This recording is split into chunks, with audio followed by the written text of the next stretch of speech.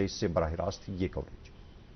काशी विश्वनाथ मंदिर में देश भर से लोग दर्शन करने जाते थे, लेकिन सभी जानते हैं किस तरीके से गलियों में से होकर गुजरना होता था, व्यवस्थाएं नहीं थी। और अब काशी विश्वनाथ मंदिर को अगर आप देखें तो सीधे आप गंगा के माध्यम से ही आप सीधे एंट्री कर सकते हैं, और या फिर आप दूसरे रास्तों से जा सकते हैं।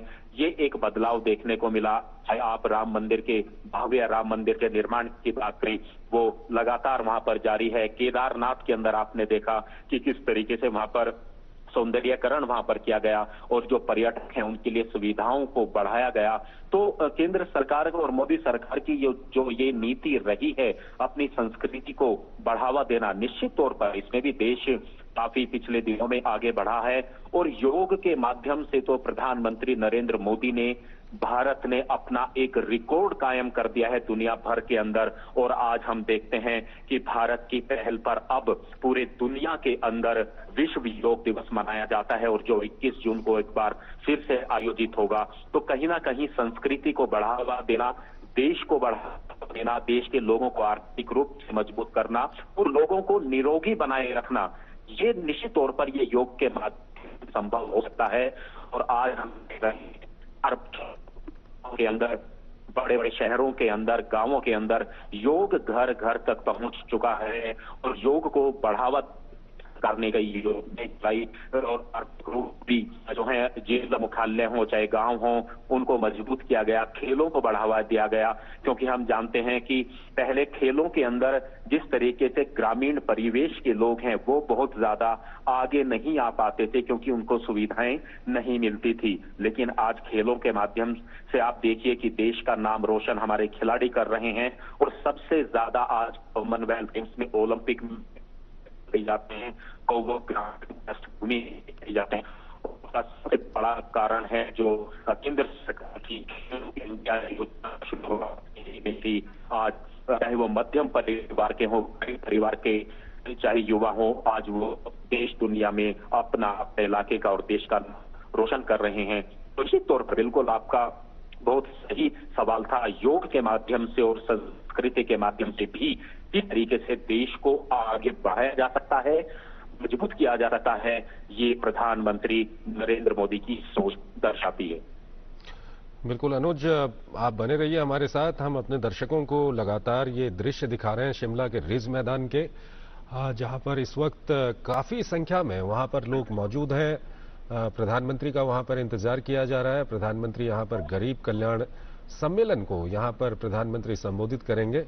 और ये हम आपको अभी ये सीधे दृश्य दिखा रहे हैं हिमाचल प्रदेश के शिमला से, जहां पर प्रधानमंत्री को एक रोड शो भी करना है। और इस वक्त ये प्रधानमंत्री का जो कारवां है वो वहां पर पहुंच चुका है।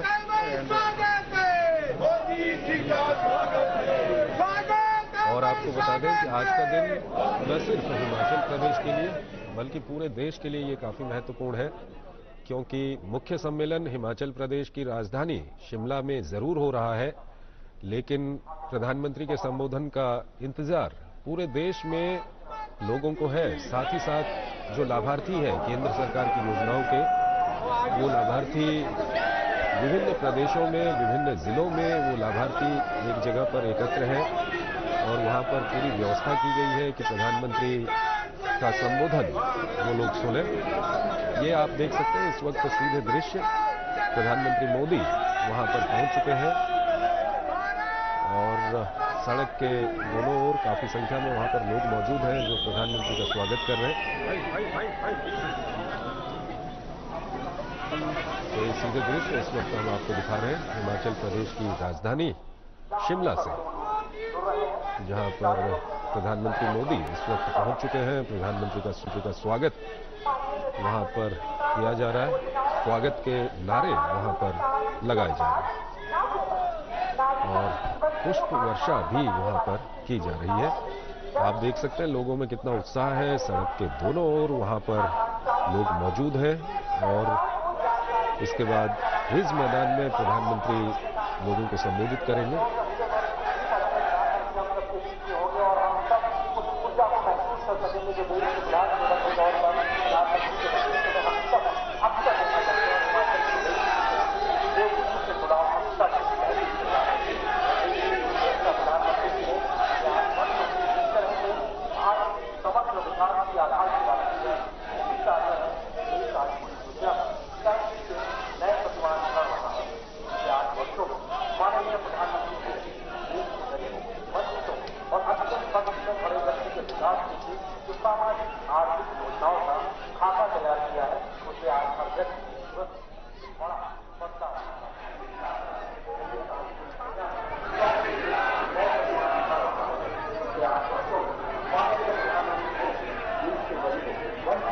और अंतिम पंक्ति में खड़े व्यक्ति के विकास के लिए जो सामाजिक आर्थिक मुद्दाओं का खाका तैयार किया है, उसके आधार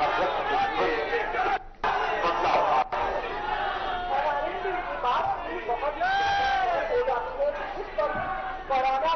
के दौरान दुनिया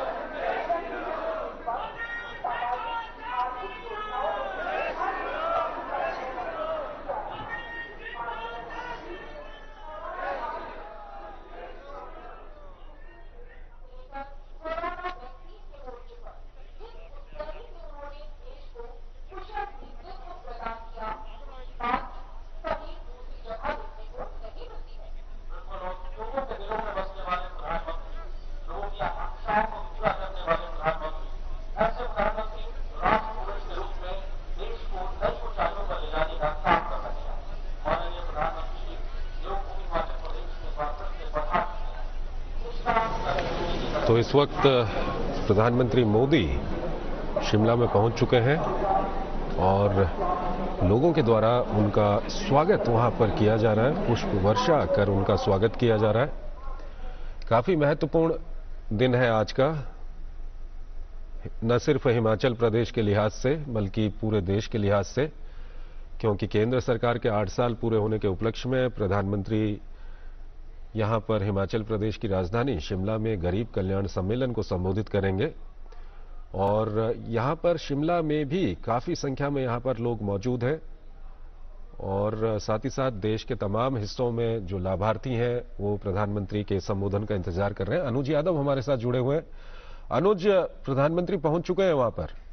देखिए, बिल्कुल निश्चित तौर पर प्रधानमंत्री नरेंद्र मोदी, जिसका यहाँ के लोग काफी इंतजार कर रहे थे, प्रधानमंत्री नरेंद्र मोदी ने अपने रोड शो की शुरुआत रेलवे बोर्ड बिल्डिंग से की है। अगर हम कहें तो विधानसभा की तरफ से जो रास्ता माल रोड की तरफ जाता है और आर्मी ट्रेनिंग कैंप होते हुए सीटीओ बिल्डिंग, जो ऐतिहासिक बिल्डिंग है, पुरानी अंग्रेजों के समय की बिल्डिंग है, वहां से निकलते हुए, क्योंकि यहाँ पर आपने देखा होगा साइड में जो आप तस्वीरें देख रहे हैं, यहाँ के स्थानीय लोगों के साथ साथ पर्यटक भी हैं। और मुझे लगता है आज पर्यटकों के लिए एक बहुत बड़ा तोहफा रहा कि आज प्रधानमंत्री नरेंद्र मोदी को अपनी आंखों से देख पा रहे हैं कि इससे पहले जो देश के अलग अलग इलाकों से जो पर्यटक आए हुए हैं वो टीवी के माध्यम से देखते थे, लेकिन आज उनको सीधा उनके एक तरह से कहें तो दर्शन करने का उनको अवसर प्राप्त हो रहा है। और ये हमने देखा था कल से ही, जब यहाँ पर तैयारियां चल रही थी तो टूरिस्ट लोग पूछते थे कौन आ रहे हैं, कि प्रधानमंत्री आ रहे हैं, कब आ रहे हैं, तो उनका कहना था कि अच्छा क्या हम लोग जा सकते हैं। तो निश्चित तौर पर लोगों को काफी इस बात का इंतजार था कि इस ऐतिहासिक जगह पर रिज के अंदर आज जो यहाँ पर आपको इतनी संख्या में जो यहाँ लोग दिखाई दे रहे हैं शिमला और शिमला के आसपास के हिमाचल के, ये वो रिज मैदान है जो अमूमन इस पर्यटक और आज इस मैदान के यहाँ स्थानीय लोग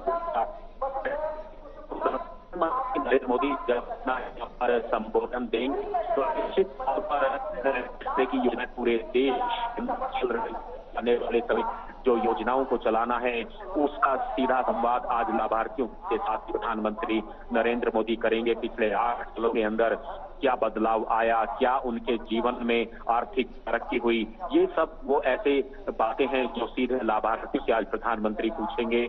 और ये शिमला के अंदर जो रिज मैदान से ये कल्याण सम्मेलन का आयोजन हो रहा है, इसको देश के अलग अलग इलाकों से, राज्यों से, जिला मुख्यालयों से लोग इसको देखेंगे और ना सिर्फ देखेंगे बल्कि कई इलाकों से जो लाभार्थी हैं वो सीधे प्रधानमंत्री के साथ वो संवाद भी करेंगे। तो निश्चित तौर पर ये एक भव्य आयोजन है और भव्य आयोजन का मकसद ही गरीबों का कल्याण करना है। गरीबों के लिए किस तरह की जो योजनाएं थी, 16 करीब केंद्र सरकार की योजनाएं हैं और अलग अलग राज्य सरकार की योजनाएं हैं। इन राज्य सरकार की और केंद्र सरकार की योजनाओं ने किस तरीके से लोगों की तकदीर और तस्वीर को बदलने का काम किया है, ये निश्चित तौर पर उसका आज एक आकलन करने का दिन है, क्योंकि प्रधानमंत्री नरेंद्र मोदी को प्रधानमंत्री बने हुए 8 वर्ष हो चुके हैं और मोदी सरकार, केंद्र सरकार के 8 वर्ष हो चुके हैं।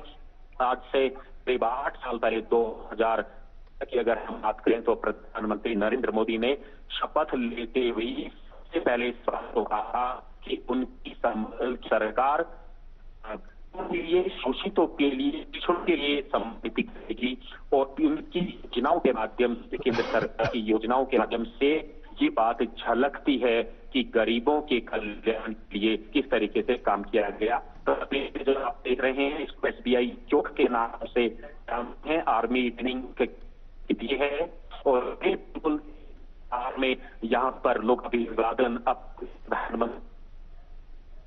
प्रधानमंत्री क्या कर रहे हैं और लोगों को एक प्रधानमंत्री को देखने का भी। बिल्कुल अनुज, हम दर्शकों को लगातार ये दिखा रहे हैं कि किस तरह से वहां पर प्रधानमंत्री के ये आप सीधे दृश्य इस वक्त देख रहे हैं।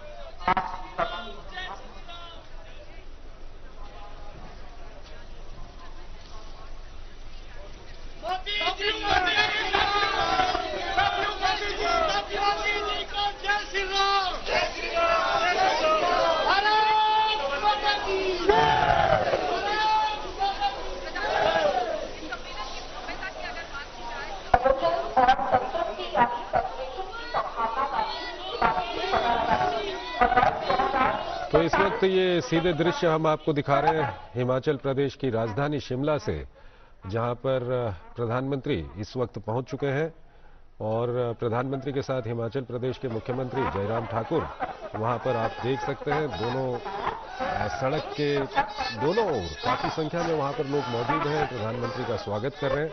प्रधानमंत्री भी हाथ हिलाकर उनका अभिवादन स्वीकार कर रहे हैं और इसके बाद प्रधानमंत्री रिज मैदान में पहुंचेंगे, जहां पर काफी संख्या में लोग प्रधानमंत्री का इंतजार कर रहे हैं। वहां पर गरीब कल्याण सम्मेलन को प्रधानमंत्री संबोधित करेंगे और आपको बता दें कि ये सम्मेलन न सिर्फ हिमाचल प्रदेश के लिहाज से बल्कि पूरे देश के लिहाज से काफी महत्वपूर्ण है।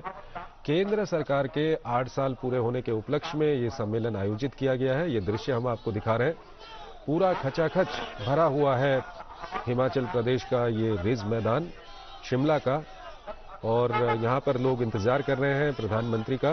प्रधानमंत्री यहां पर लोगों को संबोधित करेंगे, साथ ही साथ पूरे देश में विभिन्न प्रदेशों में, विभिन्न जिलों में जो लाभार्थी लोग हैं, केंद्र सरकार की योजनाओं का फायदा जिन लोगों को मिला है, वो लोग एकत्र हैं, वो भी प्रधानमंत्री का संबोधन सुनेंगे और साथ ही साथ प्रधानमंत्री किसान सम्मान निधि की किस्त भी, जो छोटे किसान हैं जिनको किसान सम्मान निधि दी जाती है, उसकी किस्त भी उनके खातों में यहां से अंतरित करेंगे।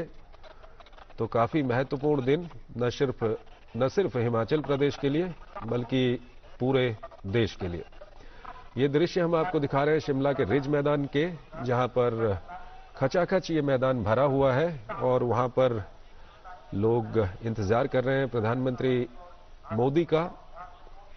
और कुछ देर पहले हमने आपको दृश्य दिखाए थे, प्रधानमंत्री मोदी शिमला में आपने देखा था कि सड़क के दोनों ओर वहां पर काफी संख्या में लोग मौजूद हैं और प्रधानमंत्री नरेंद्र मोदी लगातार उनका अभिवादन स्वीकार कर रहे थे। लोग प्रधानमंत्री का वहां पर स्वागत कर रहे थे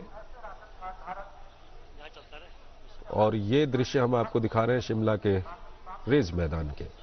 और लगातार हमारे संवाददाताओं से हम बातचीत भी कर रहे थे कि केंद्र सरकार के 8 साल के अगर हम कामकाज की बात करें तो कई सारे ऐसे कदम केंद्र सरकार की ओर से उठाए गए हैं, केंद्र सरकार की योजनाएं हैं जिनका फायदा गरीब लोगों को मिला है।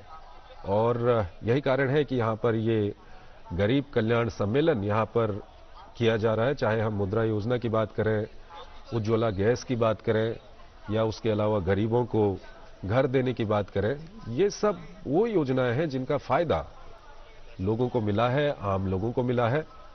और वही लोग जिनको इन योजनाओं का फायदा मिला हुआ है वो आज प्रदेश के विभिन्न प्रदेशों के विभिन्न जिलों में वो लोग एकत्र हैं। प्रधानमंत्री वर्चुअल माध्यम से यहां से उनको भी संबोधित करेंगे। और साथ ही साथ इन 8 सालों की हम बात करें तो कई ऐसा वक्त भी कई बार आया है, चाहे हम पुलवामा की बात करें, उसके बाद जिस तरह से सर्जिकल और एयर स्ट्राइक की बात करें, गलवान में क्या कुछ हुआ उसकी हम बात करें, कश्मीर में किस तरह से वहां पर धारा 370 वहां से हटाई गई उसकी हम बात करें, तो ये सब वो कदम है, वो पहलू हैं केंद्र सरकार के 8 साल के जिन पर ध्यान देना काफी जरूरी है। अनुज यादव हमारे संवाददाता वहां पर मौजूद हैं शिमला में। अनुज, क्या कुछ उत्साह है वहां पर?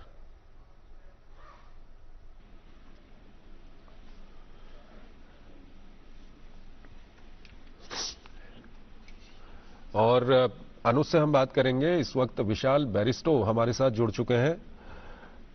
विशाल, क्या कुछ देख रहे हैं आप वहां पर? किस तरह का नजारा है प्रधानमंत्री की यात्रा को लेकर के? देखिए चंद्रशेखर, यहाँ बहुत उत्साह का माहौल है और जैसे कि आपने बताया दर्शकों को कि रिज का मैदान पूरा खचाखच भरा हुआ है और स्पेस क्रंच का यहाँ पर प्रॉब्लम है। इस वजह से सड़क के एक तरफ यहाँ पर लोग खड़े होकर उन्होंने फूलों की बारिश की और स्पेस क्रंच होने के बावजूद लोगों का उत्साह को देखते हुए सरकार ने ये इंतजाम किए कि प्रधानमंत्री का वो स्वागत कर सके। और प्रधानमंत्री के स्वागत में जो सड़क का रास्ता था रिज मैदान तक, वो फूलों की बारिश हुई वहां पर। और अब वहां पर सड़कों पर गुलाब की पत्तियां, पंखुड़ियां माफ कीजिए, वो बिखरी हुई दिखाई देती हैं। तो वो बहुत खुश है अपने नेता के आगमन पर और उन्हें बड़ा गौरव महसूस हो रहा है क्योंकि मोदी सरकार ने 8 साल पूरे तो किए, लेकिन शिमला की धरती को उन्होंने चुना कि वो शिमला में आकर भारत के जनता से मुखातिब हों। और जैसे कि आप दर्शकों को बता रहे थे कि वो यहाँ पर गरीब कल्याण सम्मेलन का आयोजन किया गया है, यहाँ पर 11वीं किस्त भी रिलीज करेंगे किसानों के लिए। लेकिन एक इंपॉर्टेंट बात मैं और बताना चाहूंगा कि आज ही प्रधानमंत्री यहीं से जो देश के मुख्यमंत्री हम उनसे वर्चुअली भी कनेक्ट करेंगे।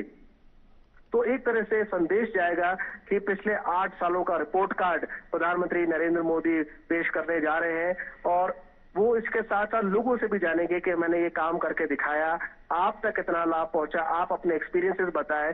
और जो मुख्यमंत्री जयराम ठाकुर ने एक्सक्लूसिव बातचीत में कल हमें बताया, आधे घंटे का एक इंटरेक्शन होगा, वो चाहे वो यहाँ पर जो मौजूद है बेनिफिशरीज उनके साथ हो, उसके साथ ही वर्चुअली जो बेनिफिशरीज कनेक्टेड है उनके साथ आधे घंटे का वो स्लॉट रखा गया है। तो उसमें एक डिटेल बातचीत होगी, अलग अलग योजनाओं के 16 केंद्र सरकार की योजनाएं हैं, जो उनके बेनिफिशरीज हैं, जो लाभार्थी, उनके साथ सीधा संवाद करेंगे प्रधानमंत्री। और इसके साथ ही देश के तमाम मुख्यमंत्रियों के साथ भी वो कनेक्ट होंगे वर्चुअली। आप अपनी स्क्रीन पर देख सकते हैं किस तरह का उत्साह था। प्रधानमंत्री ने अपनी गाड़ी छोड़ी और पैदल चल पड़े और लोगों का उत्साह देखते ही बनता है। हाथ हिला हिलाकर प्रधानमंत्री लोगों का अभिवादन स्वीकार कर रहे हैं और बहुत उत्साह का माहौल है, गर्मजोशी का माहौल है। यहाँ पर पर्यटक हैं, स्थानीय लोग हैं। जगह की जरूर कमी है क्योंकि शिमला एक हिल स्टेशन है, बावजूद इसके आप देख सकते हैं कि कितनी तादाद में लोग आए हैं और कितने डिसिप्लिन तरीके से ये सब मैनेज किया गया है। कल हमारी खास बातचीत में जयराम ठाकुर जो मुख्यमंत्री, उन्होंने कहा था कि एक भव्य आयोजन होगा जो देखते ही बनेगा। उसका डिटेल उन्होंने हमारे साथ शेयर नहीं किया। उन्होंने कहा आप खुद देखेंगे और जानेंगे कि तमाम जो स्पेस क्रंच है और तमाम जो चैलेंजेस है उसके बावजूद हमने सिक्योरिटी को कॉम्प्रोमाइज नहीं किया है, हमने पर्यटकों के आवाजाही में कोई बाधा नहीं डाली है। इसके साथ साथ प्रधानमंत्री का जो आयोजन हो रहा है उसमें जो भी शरीक होना चाहे, क्योंकि उन्होंने दावत दी थी सभी लोगों को कि आप इसमें जरूर शरीक हो, जो आप शिमला आ सकते हैं जरूर आएं, जो शिमला में मौजूद हैं वो रिज मैदान तक पहुंचे।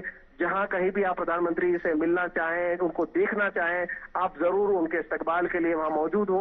और साथ ही जो लोग नहीं पहुंच पा रहे हैं वो वर्चुअली कनेक्टेड रहे। तो ये एक ऐतिहासिक दिन है, न सिर्फ शिमला के लिए बल्कि पूरे देश के लिए। और एक मैसेज गया कि 8 साल के जो सरकार रही है मोदी सरकार की, उसमें किस तरह से बदलाव आए, किस तरह से भारत आगे बढ़ा। आप बात कर रहे थे भारतीय संस्कृति की, योग की, खेलों की, तो प्रधानमंत्री का हमेशा से जोर रहा है कि हमारा जो आम जन है उसको तो सहायता मिले ही, साथ ही जो हमारा यंग पॉपुलेशन है वो किस तरह से अपने आप को फिट रखने के भी पूरी तरह से मुस्तैद रहे। और इसलिए सॉफ्ट डिप्लोमेसी के जरिए आज पूरी दुनिया में योग फैल गया है। 21 जून को हम अंतर्राष्ट्रीय योग दिवस मनाते हैं। और न सिर्फ भारत में बल्कि अलग अलग जो डिफरेंट कॉन्टिनेंट्स हैं, 5 डिफरेंट कॉन्टिनेंट्स, वहां पर भी योग दिवस मनाया जाता है। और ये एक भारत की सॉफ्ट डिप्लोमेसी की जीत है। हमारी संस्कृति हमारी पहचान है, और हमारी पहचान, हमारा धर्म, हमारी संस्कृति, हमारी योग पद्धति जो हमारे आम जीवन का हिस्सा है। बहुत सी लाइफस्टाइल डिजीजेस हैं जैसे कि blood pressure, thyroid, hypertension, diabetes, इन सब का इलाज है। अगर देश की आत्मनिर्भरता की बात की जाए तो बीते 8 वर्षों में जिस तरह से हिंदुस्तान ने आत्मनिर्भरता के शिखर को छूने का काम किया है, वो साफ तौर से इस बात को रेखांकित करता है कि प्रधानमंत्री श्री नरेंद्र मोदी जी की जो दूरदृष्टि है वो साफ तौर से भारत को उस ओर ले जा रही है जहां पर भारत आज विश्व गुरु बनने की ओर सीधे तौर पर अग्रसर नजर आ रहा है। हम सबके बेसब्री से जिस पल का इंतजार है, बस अब कुछ ही पलों में वो क्षण आने वाला है जब हम सब यहां पे खुद माननीय श्री नरेंद्र मोदी जी प्रधानमंत्री को यहां पर अपने बीच पाएंगे। और वो क्षण बहुत जल्दी हम सबके बीच आने वाला है। वो हलचल हम सबको साफ नजर आ रही है। आप सबका जो उत्साह है, आप सबके जो बातें हैं, आप सबके ऊर्जा के जो संकेत है, वो साफ तौर से इस पूरे आभा मंडल में नजर आ रहे हैं। बीते अगर समय की बात की जाए तो प्रधानमंत्री जी की मौजूदगी, और अब मंच पर देख सकते हैं केंद्रीय सूचना एवं प्रसारण, युवा एवं खेल मामलों के मंत्री श्री अनुराग सिंह ठाकुर जी भी पधार चुके हैं। ऊर्जावान नेता, ऐसे व्यक्ति जो हिमाचल की जमीन से जुड़े हुए व्यक्ति हैं और आज देश को अपनी सेवाएं देते नजर आ रहे हैं। निश्चित तौर से उनका नेतृत्व भी अपने आप में न सिर्फ एक आम हिमाचल वासी के माथे को गर्व से भर देता है, बल्कि हर एक देशवासी के लिए भी एक गौरव का क्षण है, क्योंकि जिस तरह से ऊर्जावान नेतृत्व के माध्यम से वो अपने मंत्रालयों का संचालन कर रहे हैं, देश को एक नई दिशा दिखाते नजर आ रहे हैं। हम उम्मीद करते हैं बहुत जल्द ही प्रधानमंत्री श्री नरेंद्र मोदी जी भी हमारे बीच यहाँ पे मंच पे मौजूद होंगे और वो क्षण हमारे पास बस आने ही वाला है। और हम उम्मीद करते हैं कि आज हम उनके मुखारबिंद से तमाम ऐसी बातों का जिक्र सुनेंगे कि बीते 8 वर्षों में कैसे एक नए भारत का निर्माण हुआ है, कैसे एक नए भारत की आधारशिला रखी गई है, और अब एक नए भारत यहां से कैसे आगे बढ़ता नजर आएगा। क्योंकि सबका साथ, सबका विकास, सबका विश्वास और सबके प्रयास का जो मूल मंत्र है वो कैसे जमीन पे पूरा हुआ है, इसकी बानगी हिमाचल प्रदेश के कोने कोने में नजर आती है।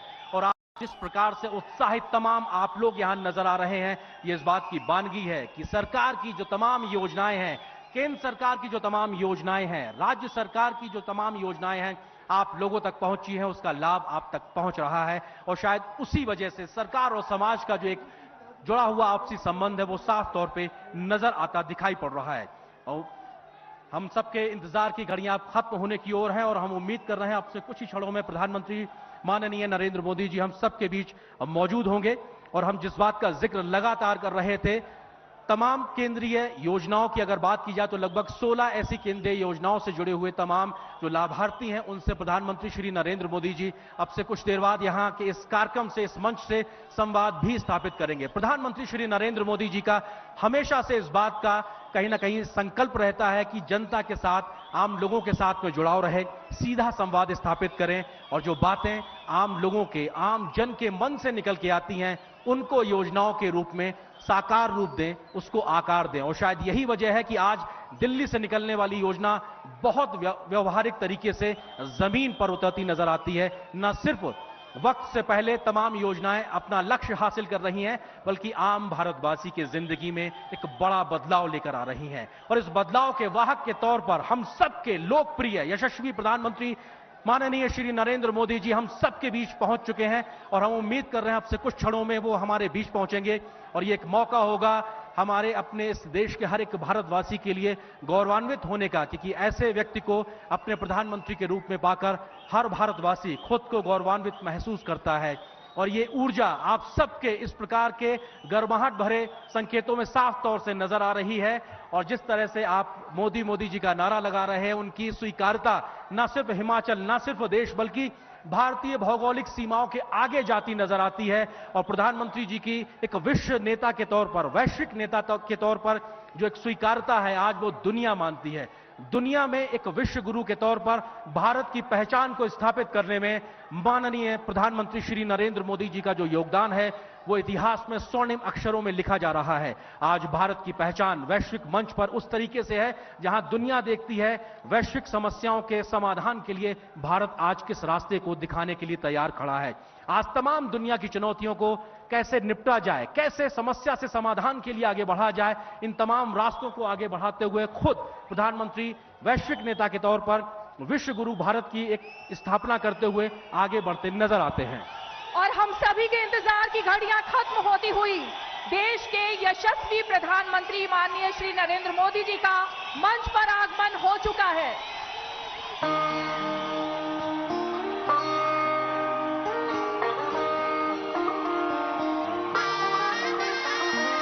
जन जन ने निर्णय लेकर भारत की सूरत बदली है। कदम कदम पे जनता मोदी जी के साथ चली है। 8 साल में हमने संभव को संभव कर डाला है। गगन के सूरज का देखो पश्चिम में भी उजाला है। आत गई अब दिन आएगा भी तो ये बस भोर है। ये भारत का नया दौर है, भारत का नया दौर है, ये भारत का नया दौर है, ये भारत का नया दौर है, भारत का नया दौर है, ये भारत का नया दौर है, ये भारत का नया। माननीय प्रधानमंत्री जी, हम सब आपका मंच पर स्वागत करते हैं।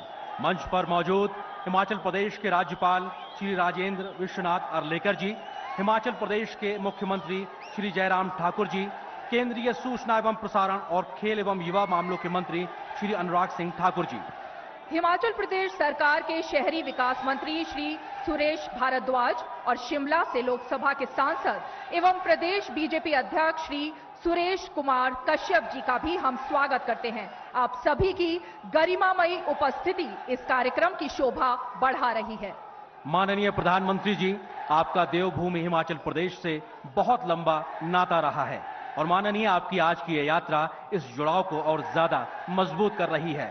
कार्यक्रम की शुरुआत में सबसे पहले हम आमंत्रित करना चाहेंगे हिमाचल प्रदेश के आदरणीय मुख्यमंत्री श्री जयराम ठाकुर जी को कि वो आए और दुनिया के सबसे लोकप्रिय नेता, देश के यशस्वी प्रधानमंत्री जी का स्वागत करें। और हिमाचल की पहचान के तहत यहां पे स्वागत होता हुआ अतिथि देवो भव की परंपरा को आगे बढ़ाते हुए माननीय प्रधानमंत्री जी का हिमाचल की पहचान, यहाँ की शॉल और टोपी से स्वागत किया जा रहा है।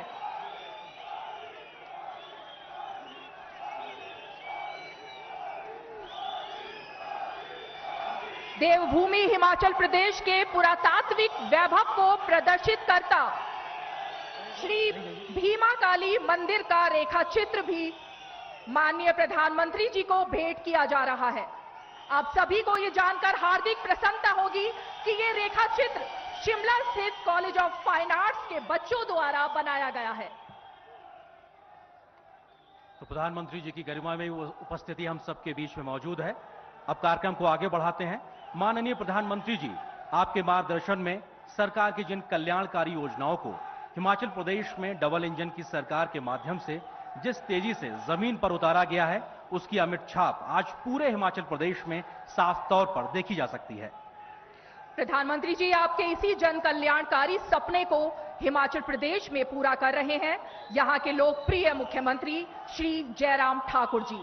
अब हम हिमाचल प्रदेश के लोकप्रिय मुख्यमंत्री जी से निवेदन करते हैं कि वो आए और प्रधानमंत्री जी का पूरे राज्य के लोगों की ओर से औपचारिक रूप से स्वागत करें। माननीय मुख्यमंत्री जी।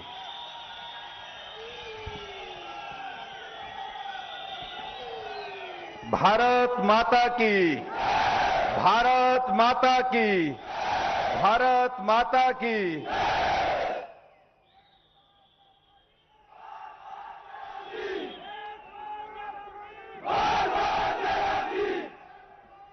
आज इस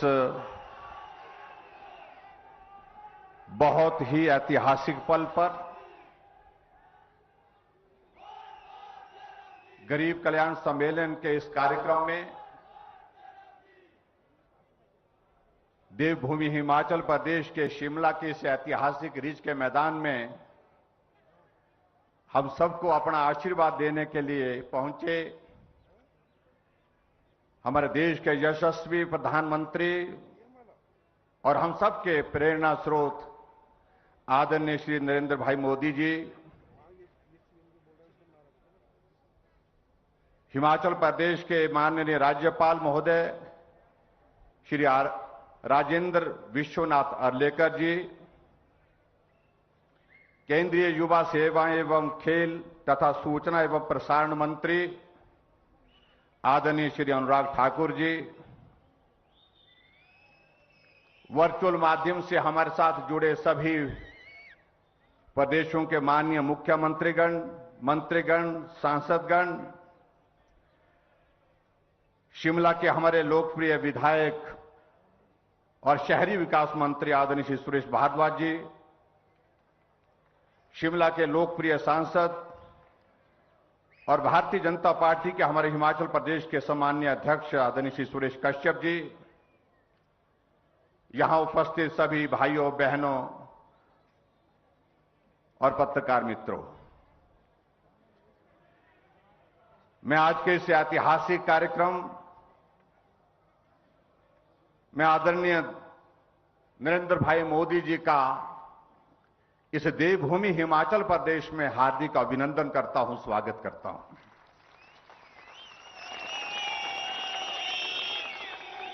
यह हमारे लिए सौभाग्य की बात है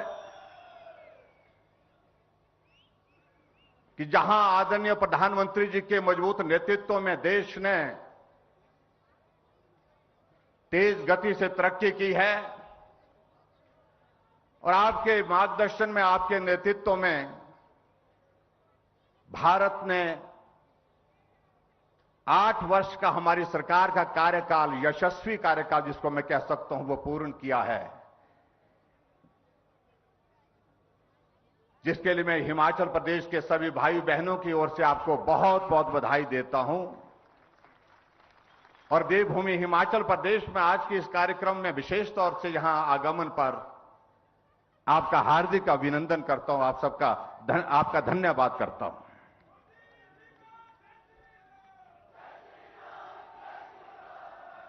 हिमाचल आपके दिल के बहुत करीब है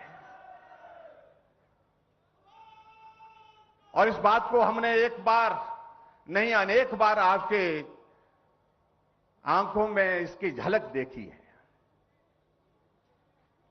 लेकिन मैं ये भी कहना चाहता हूं, जितना स्नेह आप हिमाचल के लोगों को करते हैं, हिमाचल के इस देवभूमि के लोगों के प्रति रखते हैं, हिमाचल देवभूमि के लोग भी आपको उसी स्नेह की तरह, स्नेह के साथ जो है आपको याद करते हैं, सदैव जो है आपके साथ चट्टान की तरह खड़े हैं।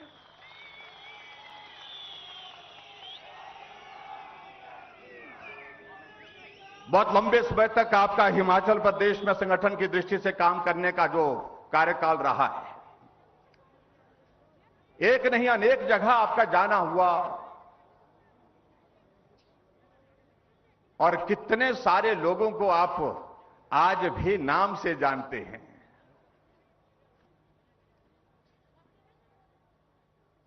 सुरेश भारद्वाज जी कह रहे थे माननीय प्रधानमंत्री जी से, जाखू का जिक्र कर रहे थे कि चलो आज जाखू भी जा आते हैं। आदरणीय प्रधानमंत्री जी ने कहा कि जाने का तो बहुत मन है, जहां आप बोलेंगे वहां जाने के लिए हम तैयार हैं। लेकिन इसी पल आपने एक बात और याद की कि क्या वो दीपक अभी भी पैदल जाता है? एक छोटे से कार्यकर्ता, हमारा संगठन का कार्यकर्ता, उनको भी आज नाम से आप स्मरण करके जो है, जैसे आप अन्ना डेल पहुंचे तो आपने स्मरण किया, स्वाभाविक रूप से एक रिश्ता बताता है, ये रिश्ता बहुत मजबूत है हिमाचल के साथ। हम अभी आते आते मैं संकोच भी कर रहा था। संकोच इसलिए कर रहा था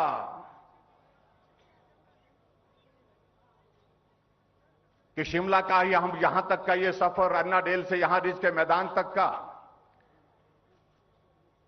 ये शिमला का रिज का मैदान बहुत छोटा मैदान है। यहां हजारों की संख्या में लोग आए हैं, लेकिन वो इस सभा के स्थल में पहुंच नहीं पा रहे हैं, वो वहीं खड़े हैं। एक विनम्र आग्रह हमने किया कि अगर आप 5 मिनट के लिए थोड़ा सा चल करके उनके साथ आप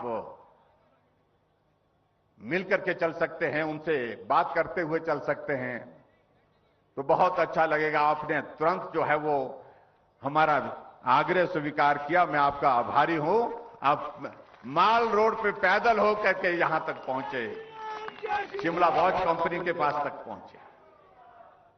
और स्वाभाविक रूप से मेरा यह मानना है कि बहुत पुरानी यादें आपको ताजा हुई होंगी जब आप माल रोड पे रिज के मैदान पे चलते थे, कॉफी हाउस में जाते थे, कॉफी हाउस में बैठ के कॉफी पीते थे, कुछ मीडिया के साथियों के साथ मिलते थे, कुछ वकीलों के साथ मिलते थे, कुछ व्यापारियों के साथ मिलते थे। स्वाभाविक रूप से वो बहुत ऐसी यादें हैं, शायद मुझे लगता है कि आप कभी भूल नहीं पाएंगे। और जिस तरह से पिछली बार जब आपका आना हुआ, जिस दिन शपथ ग्रहण समारोह था, उस दिन आपका जब आना हुआ, उस दिन भी आप यहां से तो चले गए, लेकिन कॉफी हाउस में आप रुक गए और रुक करके वहां पर जो है कॉफी आपने पी।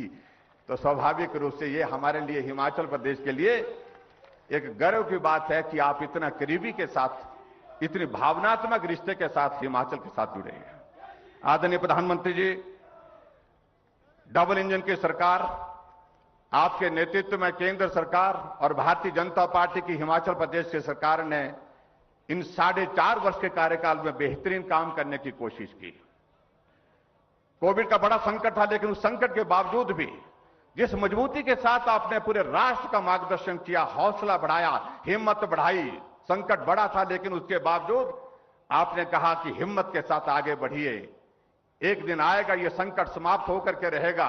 और आज हम इस बात को कह सकते हैं कि आज वो कोविड का संकट से हम पार निकलते हुए भारत यशस्वी होकर के, भारत के अंदर नहीं, भारत के बाहर दुनिया के सभी देशों के लिए एक उदाहरण बना हुआ है। आपके आशीर्वाद से जहां हिमाचल प्रदेश को 10,000 करोड़ रुपए की केंद्र की योजनाएं स्वीकृत की, उसके लिए मैं आपका हृदय से आभारी हूं। विशेष राज्य का दर्जा, जिन योजनाओं में कहीं जगह हम 50% होते थे, 50% स्टेट, 50% केंद्र होता था, कहीं 60-40 था, लेकिन आप जब नेतृत्व करते हुए भारत के यशस्वी प्रधानमंत्री के उस दायित्व पर पहुंचे, आपने बदल करके इस सारी व्यवस्था को, हिमाचल प्रदेश को विशेष दर्जा दिया, विशेष राज्य का दर्जा दिया। और 90-10 के तहत आपने हिमाचल प्रदेश के लिए जो मदद की, उसके लिए हम आपके हृदय से आभारी हैं।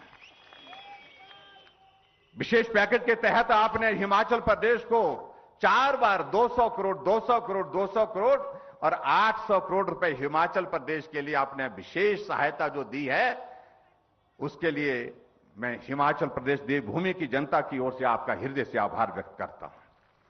आपके आशीर्वाद से हमको एम्स मिला, आपके आशीर्वाद से हमको 3 मेडिकल कॉलेज मिले, चाहे वो चंबा की बात है, चाहे हमीरपुर की बात है, चाहे सिरमौर की बात है। स्वास्थ्य के क्षेत्र में हम आगे बढ़ने में हम उस पर सफल हो रहे हैं, उसके लिए भी मैं आपका हृदय से आपका आभार व्यक्त करता हूं। आपके यशस्वी नेतृत्व में रोहतांग टनल, अटल टनल रोहतांग, जिसका काम कछुआ की चाल से चला था, जैसे आपने प्रधानमंत्री का दायित्व संभाला, आपने उसको गति दी और उसका उद्घाटन करके आपने राष्ट्र को समर्पित किया, उसके लिए भी मैं आपका हृदय से आभार व्यक्त करता हूं। हिमाचल छोटा प्रदेश, लेकिन यहां पर प्राइवेट सेक्टर का इन्वेस्टमेंट हो, इस बात को लेकर के आपने हमारा मार्गदर्शन किया। और आज मुझे इस बात को बताते हुए प्रसन्नता है कि हमने जो ग्लोबल इन्वेस्टर मीट धर्मशाला में की, जिसमें आपका मार्गदर्शन मिला, आपका स्नेह मिला, आपका आशीर्वाद मिला, और उसमें आगे बढ़ करके हम लगभग 50,000 करोड़ रुपए के जो ग्राउंड ब्रेकिंग के साथ जो है हिमाचल प्रदेश में प्राइवेट सेक्टर का इन्वेस्टमेंट लेने में हम सफल हुए, उसके लिए भी मैं आपका हृदय से आभार व्यक्त करता हूं। आप 4 साल के कार्यकाल पूरा होने पर मंडी आए। 27 दिसंबर 2021 को 11,500 करोड़ रुपए के उद्घाटन और शिलान्यास आपने किए और हिमाचल प्रदेश को विकास की राह पर आगे बढ़ने के लिए एक रास्ता दिया, उसके लिए भी मैं आपका आभार व्यक्त करता हूं। आपके आशीर्वाद से मेडिकल डिवाइस हमको हिमाचल प्रदेश को प्राप्त हुआ 5,000 करोड़ रुपए की लागत से, जिसमें लगभग 10,000 नौजवानों को रोजगार मिलेगा, उसके लिए भी मैं आपका हृदय से आभार व्यक्त करता हूं। आदरणीय प्रधानमंत्री जी, बातें बहुत हैं, हम बहुत सारी बातें कर सकते हैं, लेकिन समय की कमी हमारे सामने है। मैं आपका देवभूमि हिमाचल प्रदेश की जनता की ओर से एक बार फिर से अभिनंदन करता हूं, स्वागत करता हूं। एक बहुत सुंदर बात मुझे जो आपके इसमें लगी, अभी 5 प्रदेशों का चुनाव हुआ और कई जगह इस बात को लेकर के कहा जाता था कि रिवाज बना है, 5 साल के बाद बदलाव होता है, परिवर्तन होता है, ये होगा, लेकिन आपने रिवाज बदल दिया और 5 राज्यों में से जहां 4 राज्यों में भारतीय जनता पार्टी की सरकार थी, हम चारों राज्यों में फिर सत्ता में आए। और ये रिवाज बदलने की बात मैं इसलिए भी कह रहा हूं क्योंकि हिमाचल में भी कुछ लोग ऐसे ही कहते हैं और आपके आशीर्वाद से जो रिवाज बदला है, अब की बार हिमाचल प्रदेश में भी इस रिवाज को बदलेंगे।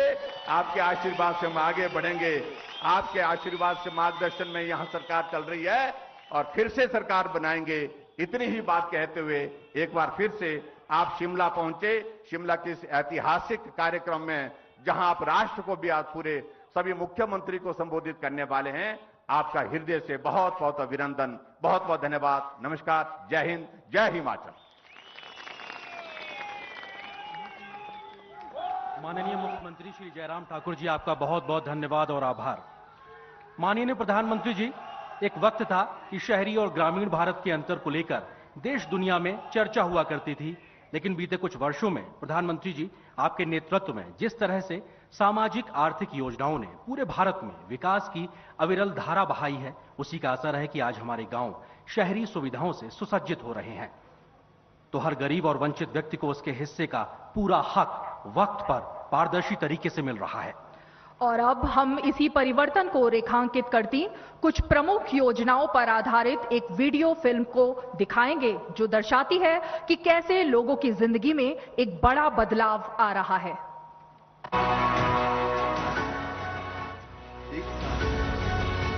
एक समय था जब छत की कमी से जूझते परिवार धूप बारिश सहन करने के लिए मजबूर थे।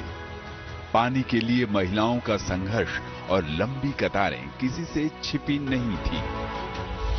साल 2014 मैं पहली बार केंद्रीय सत्ता की कमान संभाली नरेंद्र दामोदर दास मोदी ने।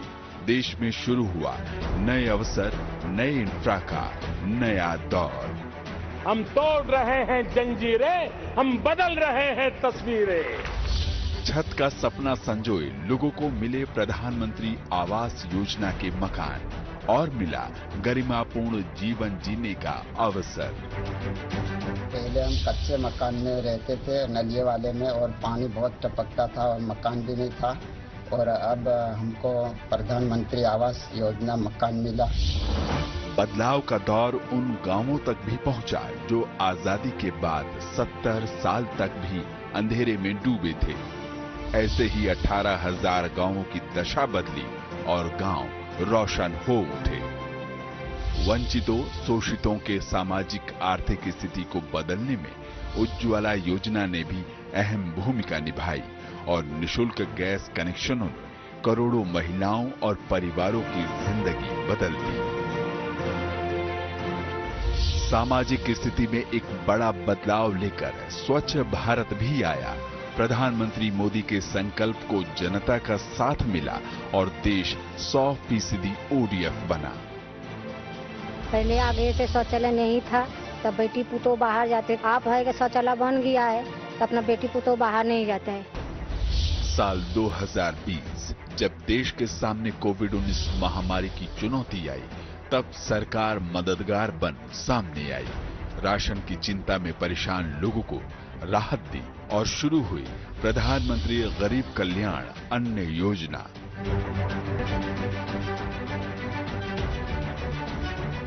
उसी दौरान one nation one ration card को भी लागू किया गया, जिसके बाद राशन कार्ड धारी देश के किसी भी सार्वजनिक वितरण प्रणाली की दुकान से राशन ले सकता है। महामारी के दौरान आर्थिक चुनौतियों को देखते हुए सरकार ने ठेला रेहड़ी पटरी वालों के लिए प्रधानमंत्री स्वनिधि योजना का शुभारंभ किया। इस योजना में 10,000 का ऋण दिया जाता है। बैंक और नगर निगम के प्रयासों के द्वारा सर मुझे आसानी से 10,000 का ऋण उपलब्ध हो गया। सर मैं वो 10,000 का ऋण चुका चुकी हूँ, मुझे 20,000 का भी ऋण प्राप्त हो गया है। सर प्रधानमंत्री मोदी के नेतृत्व वाली सरकार ने सामाजिक सुरक्षा का दायरा बढ़ाते हुए किसानों, श्रमिकों के लिए जहां मानधन पेंशन योजना की शुरुआत की, तो सभी के लिए अटल पेंशन योजना की भी। साथ ही किसान सम्मान निधि के तहत सरकार देश के किसानों को सालाना 6,000 रुपए की सम्मान राशि दे रही है। इसके अलावा प्रधानमंत्री स्वामित्व योजना के जरिए संपत्ति विवाद को कम करने और ग्रामीण इलाकों में मालिकाना हक सौंपे जाने की एक बड़ी पहल भी हुई। आर्थिक सामाजिक विकास की कड़ी में एक और महत्वपूर्ण योजना जल जीवन मिशन देश में शुरू हुई। पानी की कमी से जूझते इलाकों तक पाइप के जरिए शुद्ध पेयजल पहुंचा और करोड़ों परिवारों के जीवन स्तर पे आमूलचूल सुधार हुआ। जल जीवन मिशन की तरफ से घर घर टोटियां लग गई हैं, अब कोई दिक्कत नहीं। जरूरत कुपोषण के कुचक्र को तोड़ने की भी थी। सरकार ने चुनौती का समाधान करने के लिए साल 2017 में मातृ वंदना योजना और साल 2018 में राष्ट्रीय पोषण अभियान की शुरुआत की। सरकार ने स्वास्थ्य सुविधाओं को विस्तार देते हुए आयुष्मान भारत जैसी महत्वाकांक्षी योजना भी शुरू की। योजना से 10 करोड़ से अधिक परिवारों को मिली सालाना 5 लाख रुपए के मुफ्त इलाज की निश्चिंतता। अब एक और जहां गरीबों का इलाज आसानी से हो पा रहा है, वहीं जन औषधि केंद्रों ने मरीजों तक सस्ती दवाएं पहुंचाने में बड़ी भूमिका निभाई है। मेरी दवाइयाँ जो है 5,000 की आती थी और अब मेरी दवाएं 1,500 की आती हैं। मोदी जी, मैंने ईश्वर को तो नहीं देखा, लेकिन मैंने आपको ईश्वर के रूप में देखा है। आपको बहुत बहुत धन्यवाद। रोजगार और उद्यम को बढ़ावा देने के लिए चलाई जा रही मुद्रा योजना ने देश में 35 करोड़ लोगों के सपनों को उड़ान दी है।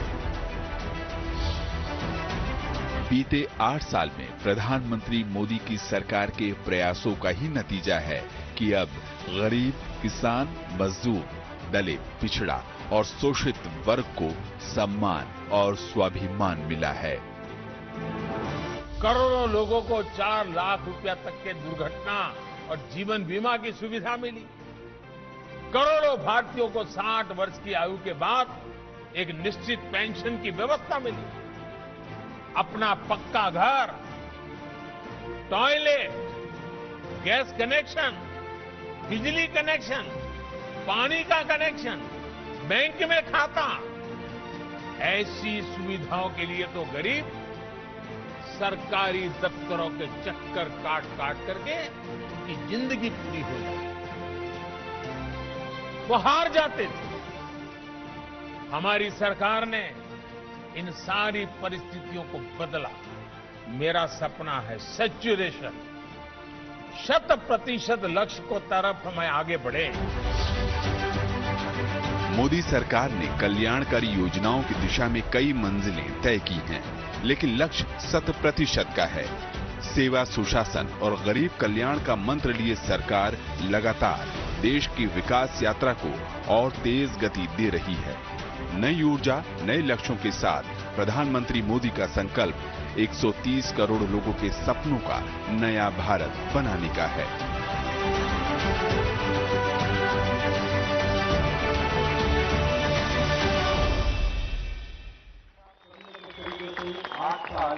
सुशासन, गरीब कल्याण के और प्रधानमंत्री श्री नरेंद्र मोदी लगातार बीते 8 वर्षों से देश की सेवा में तल्लीन है।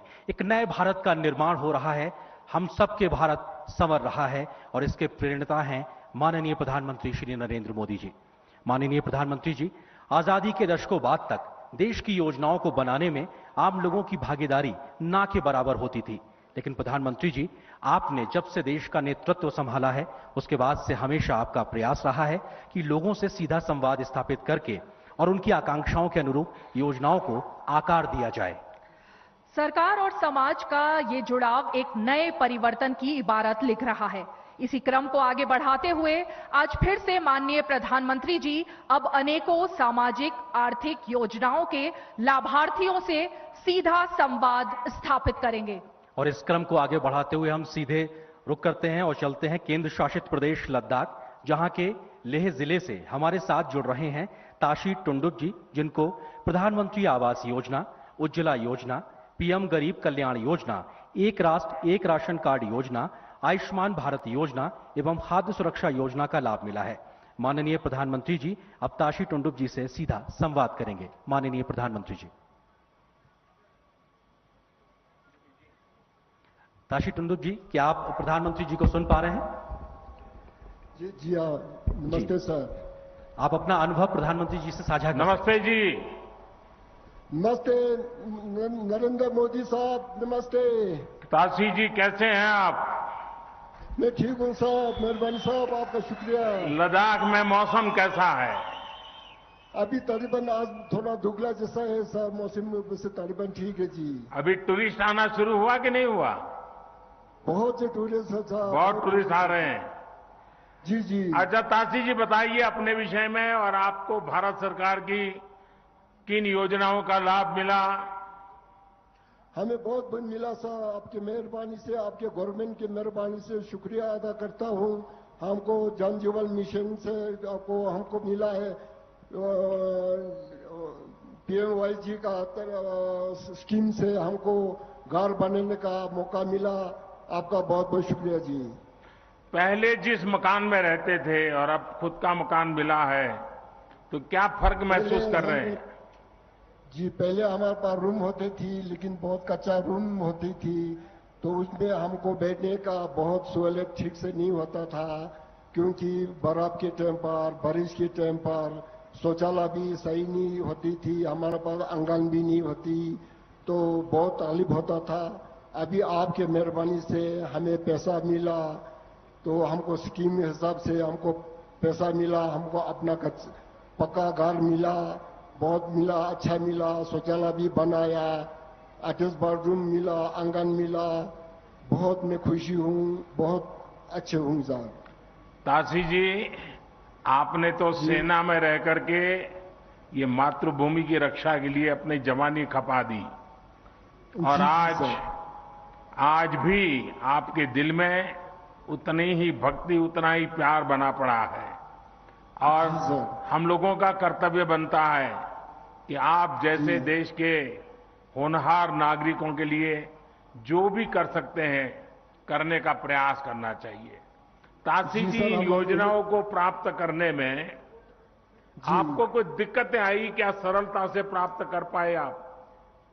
मेरे को कुछ दिक्कत नहीं आया जी। मेरे को जो आपका स्कीम का हमें पे ये पता चला कि आपका टीवी चैनल में पता चला, उसके बाद तुरंत मुझे आपका गवर्नमेंट डिपार्टमेंट जो म्युनिसिपल कम्युनिटी है उनका टीम आके हमारा मोहल्ले में आके हमें गाइडलाइन दिया कि ऐसे है, ऐसे मिलेंगे, ऐसे करेंगे, आपको कर सकता है। तो फिर हमने बोला, आपको उन लोगों ने ये बोला कि आपके पास जमीन है या कुछ है क्या? पैसा तो आपके पास नहीं होंगे वो नहीं बताएंगे, जमीन है, कागज है क्या? बोला। फिर हमको गवर्नमेंट में आके हमारे पास आया, जमीन देखा, नाप तोल किया, जो भी कर दिया। फिर उन्होंने बोला आप को जो मिल जाए, हम ये शुरुआत नहीं देंगे कि मिल सकता है कि आपको ऑफिस में आके आप में हम फॉर्म देंगे, सिलेक्शन हो गया तो ना सेलेक्ट हो तो आपको सेलेक्ट नहीं होंगे, होगा तो आपको पैसा मिल जाएंगे कहा था। ताशी जी, मैं आपका बहुत बहुत आभारी हूं जो भावना आपने व्यक्त की, और शुक्रिया सर। देशवासी दूर सुदूर लद्दाख से ताशी जी को सुन रहे हैं, और मैं आज हिमाचल में शिमला में आपसे बात कर रहा हूं, मेरे लिए बड़ी खुशी की बात है। Thank you sir. Tashi ji नमस्कार। बहुत बहुत धन्यवाद माननीय प्रधानमंत्री जी। और अब हम रुख करते हैं बिहार के बांका जिले का, जहां से हमारे साथ जुड़ रही हैं ललिता देवी जी। आपको प्रधानमंत्री आवास योजना ग्रामीण, स्वच्छ भारत मिशन ग्रामीण, जल जीवन मिशन, प्रधानमंत्री उज्ज्वला योजना का लाभ मिला है। अब हम माननीय प्रधानमंत्री जी से निवेदन करेंगे कि वो ललिता देवी जी से इन योजनाओं को लेकर उनके अनुभव साझा करें। ललिता देवी जी प्रणाम। प्रणाम सर। ललिता जी बताइए अपने विषय में। पतिना विजय दास, घर पसिया, पंचायत डुमरिया, प्रखंड बेलर, जिला बांका। अच्छा ललिता जी, आपको सरकार की किन योजनाओं का लाभ मिला है?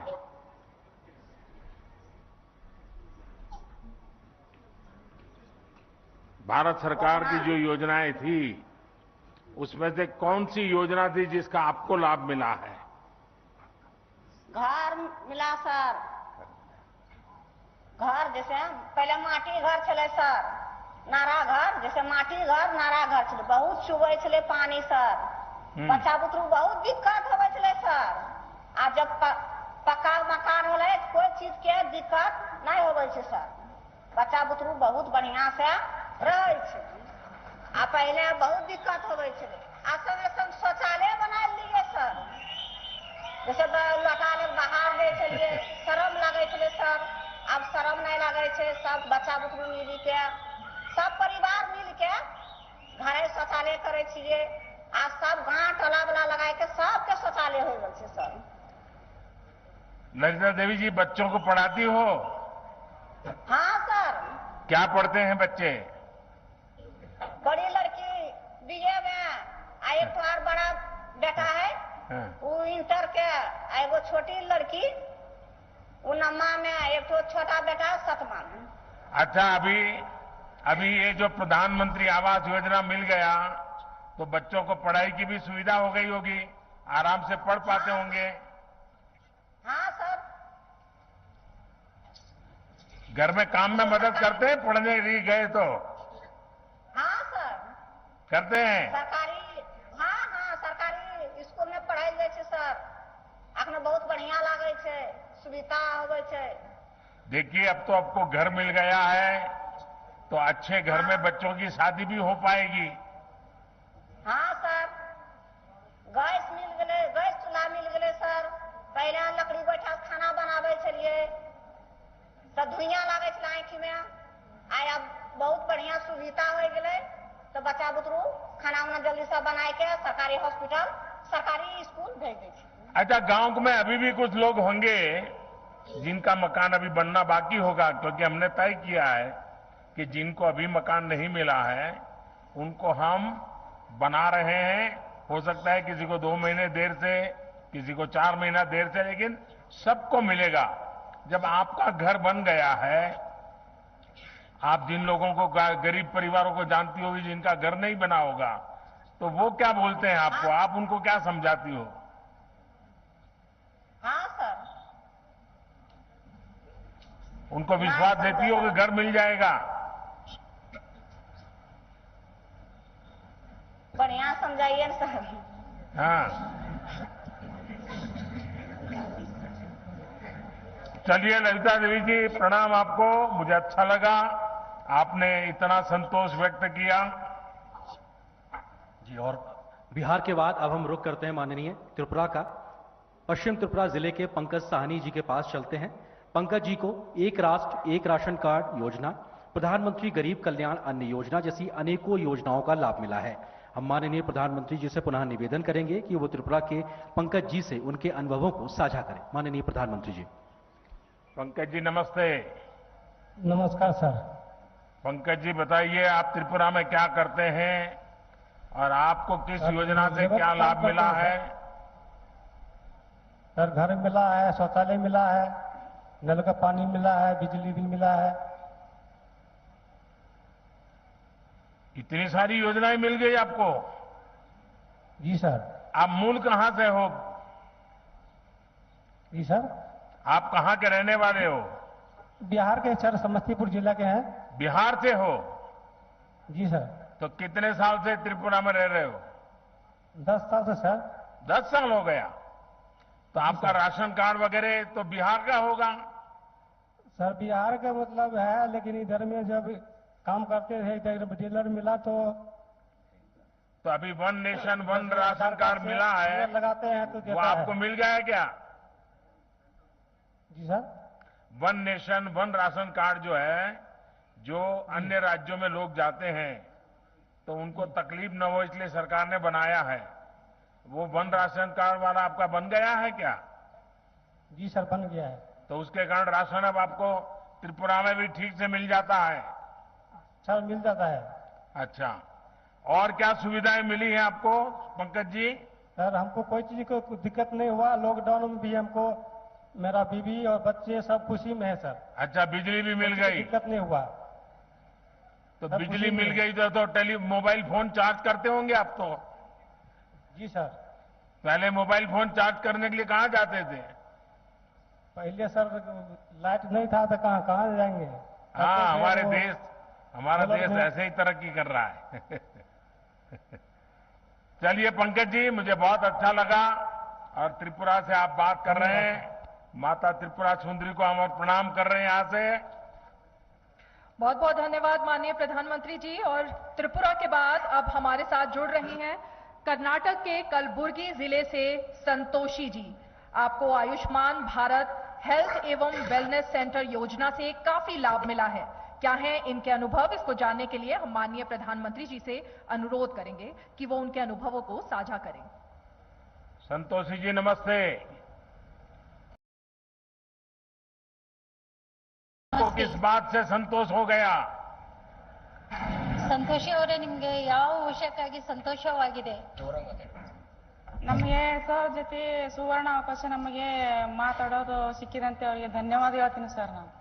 आदरणीय सर, आपसे बात करने का ये अवसर मिला है, इसलिए मैं अपने आप को भाग्यशाली मानती हूँ। संतोषी जी, आपको क्या लाभ मिला है भारत सरकार की योजना का? ಸಂತೋಷಿ ಅವರೇ, ನಿಮ್ಗೆ ಯಾವ ಅನುಕೂಲವನ್ನು ಆಗಿದೆ ಈ ವ್ಯವಸ್ಥೆಯಿಂದ? ನಮ್ಮ ಸರ್, ನಮ್ಮ ತಾಯಿಯರಿಗೆ ಅವರಿಗೆ BP ಶುಗರ್ ಇತ್ತು ಸರ್. BP ಶುಗರ್ಲಿಂದ ನಮ್ಗೆ ಹೊರಗೆ ಪ್ರೈವೇಟ್ ತೋರಿಸಿದ್ದೆ ಸರ್ ಪೈಲೆ. ಈಗ ನಾವು ಆರೋಗ್ಯ ಕೇಂದ್ರ ಬಂದ್ಮೇಲೆ ನಮ್ಮ ಮನೆ ಮೇಡಮ್ ಅವ್ರು ಬಂದು ಡೋರ್ ಕಿಸಾತ್ ನೀವು ಆರೋಗ್ಯ ಕೇಂದ್ರದಿಂದ ನೀವು ಆಸ್ಪತ್ರೆಯಲ್ಲಿ ನೀವು ಬಂದು ಫ್ರೀ ಟ್ರೀಟ್ಮೆಂಟ್ ಇದೆ, ಫ್ರೀ ಎಲ್ಲ ನಿಮಗೆ ಬಂದ್ ಕೇಸಿ ನೀವು ತೋರಿಸ್ಬಾರಂತ ಕೇಸ್ ನಮ್ಗೆ ಹೇಳ್ದು ಸರ್. ಹಾಗಾಗಿ ನಾವು ಇದು ಫ್ರೀಯಲ್ಲಿಂದ ನಮ್ಮ ತಾಯಿಯವರಿಗೆ ಆಸ್ಪತ್ರೆ ಕರ್ಕೊಂಡು ಹೋಗಿ ನಮ್ಮ ತಾಯಿಯವ್ರಿಗೆ BP ಶುಗರ್ ಟೆಸ್ಟ್ ಮಾಡಿದ್ರು ಸರ್. ಆಮೇಲೆ ಗುಳಿಗೆ ಕೊಟ್ಟರು ಸರ್. ಹಾಗಾಗಿ ನಮಗ ಭಾರತ ಸರ್ಕಾರದಿಂದ ಏನದಾರ ನಮಗಿದು ಯೋಜನೆ ಬಂದು ನಮಗೆ ಬಹಳ ಸಂತೋಷ ಆಗ್ಯದ್ರಿ. ಹಾಗಾಗಿ ಇದರಿಂದ ನಮಗೆ ಇನ್ನೂ ನಮ್ಮ ತಾಯಿಯವ್ರಿಗೆ ಆರೋಗ್ಯವಲ್ಲಿಂದ ಕಾಪಾಡ್ರೆ ಈಗ ಮುಂದೆ ಬಿ ಇನ್ನೂ ಹಿಂಗೆ ಇರ್ಲಂತ ನಮ್ಮ ಸಂತೋಷದಿಂದ ಕಾಪಾಡ್ತೀನಿ, ಹಿಂಗೆ ಇರ್ಬೇಕಂತ ಕೇಸಿ ನಂದು ಒಂದು ಇದರ್ಲಿಂದ ನಾನು ಕೇಳ್ಕೊತೀನಿ ಸರ್। आदरणीय सर जी, पहले हमारे गांव में ये सुविधा नहीं थी। उस टाइम बहुत प्रॉब्लम होता था। हमारे घर में हमारी माता जी को आराम नहीं रहता था। उस टाइम गोली और उपयोग नहीं होता था। जब से हेल्थ एंड वेलनेस सेंटर हमारे यहाँ हुआ है हमारे गांव में, और हमारी माता जी को और हमारे सभी गांव वालों को बहुत उपयोग हो रहा है। और हमारे घर तक हमारे लोगों को चेकअप कराया जा रहा है और गोली दवा फ्री में दिया जा रहा है। इससे हमारी बहुत अच्छी तरह से देखभाल हो रहा है और हमारी माताजी भी अभी स्वस्थ है। तो ये सब आपकी कृपा से हुआ है, इसलिए हम तहे दिल से आपको शुक्रिया करते हैं। संतोषी जी, आप इतने बढ़िया तरीके से अपनी बात बता रही थी, आप बोल रही थी तो कन्नड़ा में, लेकिन मैं फील कर रहा था कि आपके मन को कितना संतोष है और आपके परिवार को जो लाभ मिला है और पूरे गांव के लिए आपके मन में जो भाव है वो भी आप व्यक्त कर रही हो। लेकिन एक बात कहूं मैं संतोषी जी, अगर मैं कर्नाटका में होता और वहां मैं भाजपा का अगर कार्यकर्ता के नाते काम करता तो मैं आपको चुनाव लड़वा देता। आप इतने बढ़िया तरीके से सारा विस्तार से बता दिया। बात बताने का आपका जो तरीका है, आप गांव की सबसे बड़ी लीडर बन सकती हो। धन्यवाद सर। धन्यवाद सर।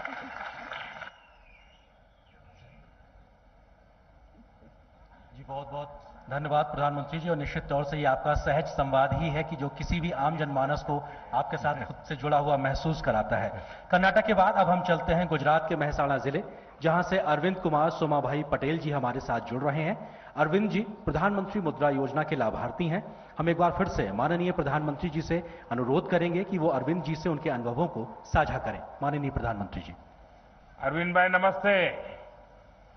नमस्कार। केम जो सर जी, मैं अपने मेहसाणा जिले अपने वतन के माननीय यशस्वी प्रधानमंत्री नरेंद्र मोदी से सीधी बात कर रहा हूं। इसे मैं हृदयपूर्वक खूब प्रसन्न हूं।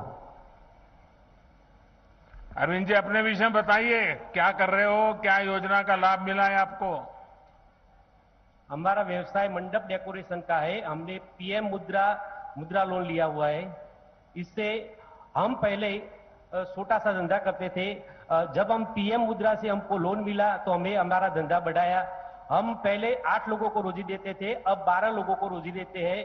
और जो लोग हमारे पे काम करते हैं इसको भी हम डिजिटल पेमेंट करते हैं।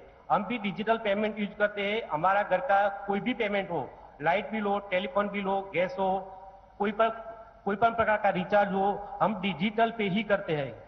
पीएम मुद्रा में कितना आपको पैसा मिला? 7,20,000। 7 लाख रुपया। और उससे आपने ये आपका जो मंडप वगैरह बनाने का काम था उसको आगे बढ़ाया? उसका जो सजावट का सामान था उसको हमने बढ़ाया। और कहां पर आप काम करते हैं? अकेले मेहसाणा में करते हो कि और भी आगे पीछे सब गांव में जाते हो? हमारा काम मेहसाणा और हमारे आजू बाजू के गांव में भी है।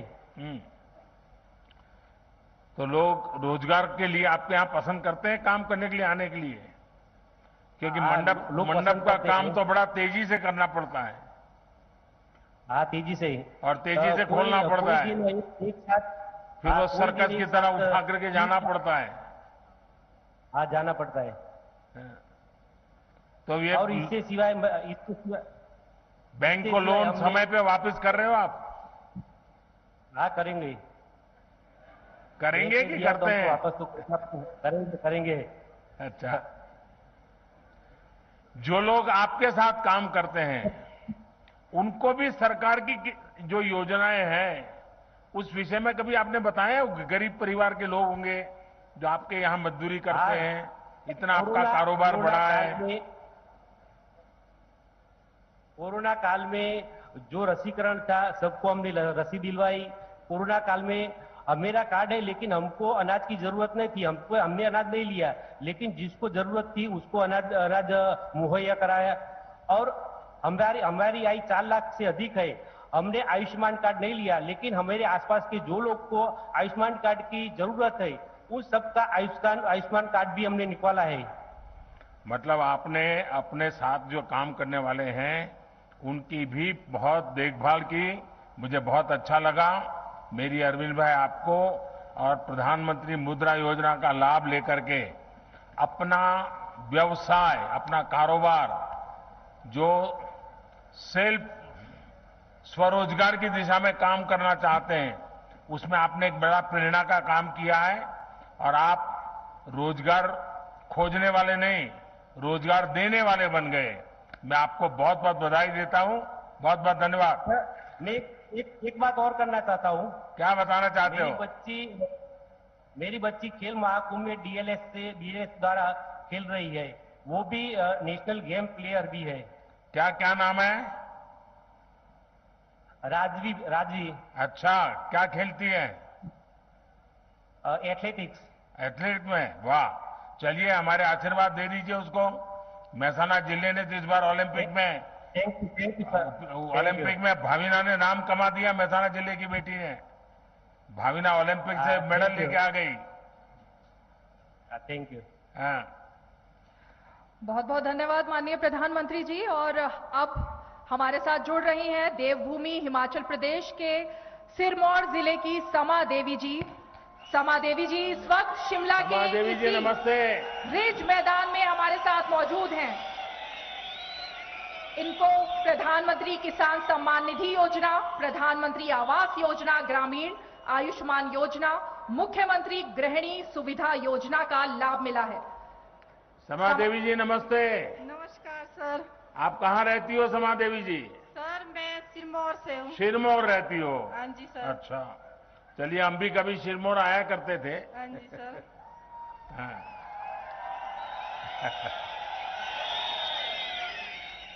अच्छा, रमा देवी जी बताइए हमें।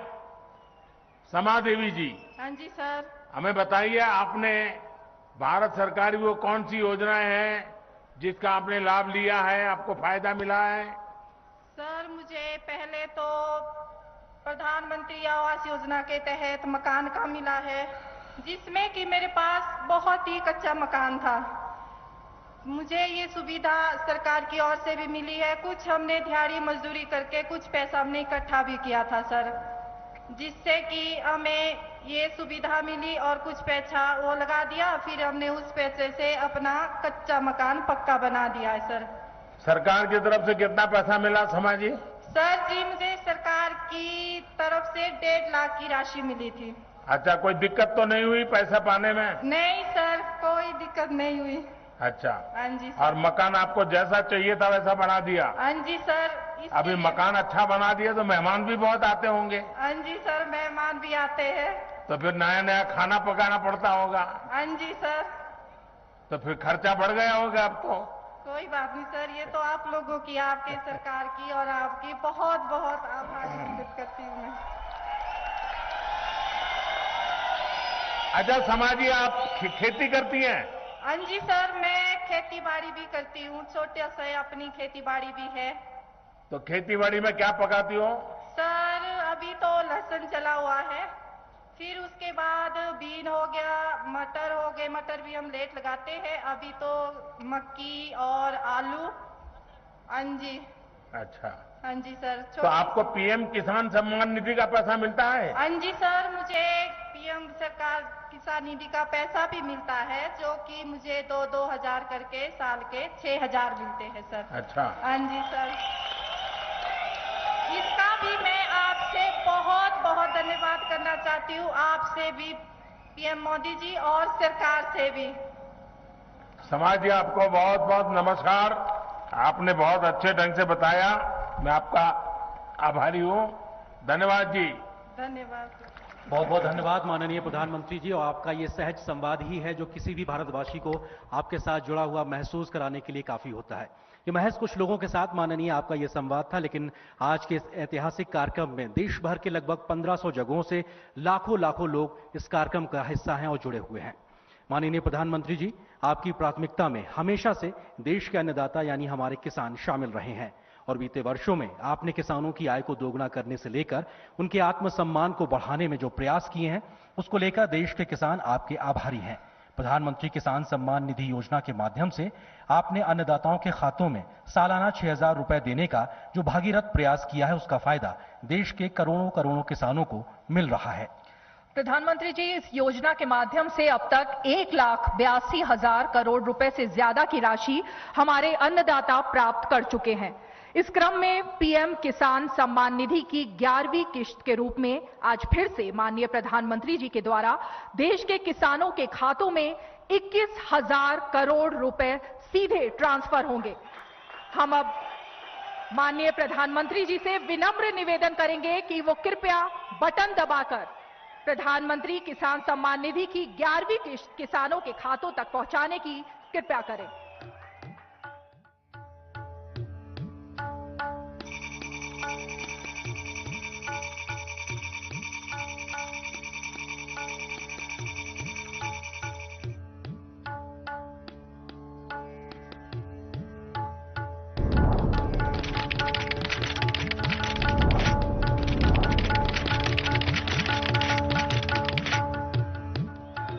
निश्चित तौर से हमने देखा कि कैसे पारदर्शी व्यवस्था से डिजिटल भारत, डिजिटल इंडिया के माध्यम से देश के अन्नदाताओं के खातों में सीधे 21,000 करोड़ रुपए प्रधानमंत्री जी के हाथों से ट्रांसफर हुए हैं और लाभ पाने वाले किसानों की जो संख्या है वो 10 करोड़ है। और अपने आप में अगर आज तक की बात की जाए, अगर इस किश्त को 11वीं किश्त को मिला दिया जाए तो 2 लाख करोड़ से ज्यादा की रकम अब तक किसानों के खातों में पहुंच चुकी है। बहुत बहुत धन्यवाद प्रधानमंत्री जी।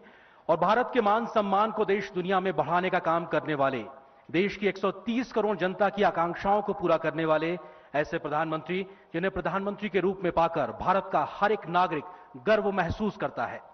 अब हम बेहद विनम्रता के साथ आमंत्रित करना चाहते हैं दुनिया के सबसे लोकप्रिय नेता और नए भारत के शिल्पकार माननीय प्रधानमंत्री श्री नरेंद्र मोदी जी को कि वो कृपया आए और हमें अपने आशीर्वचनों से अनुग्रहित करें। माननीय प्रधानमंत्री जी।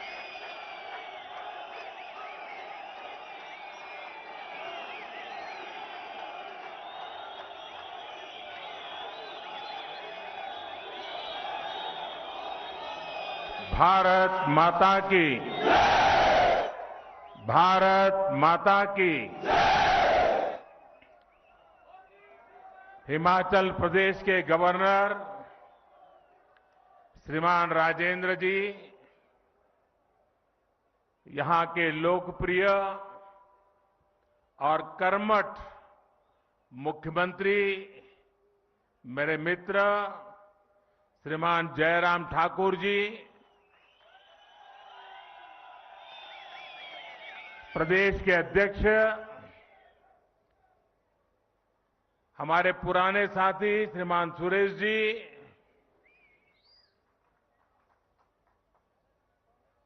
केंद्र के मंत्रिपरिषद के मेरे साथियों, सांसदगण, विधायकगण,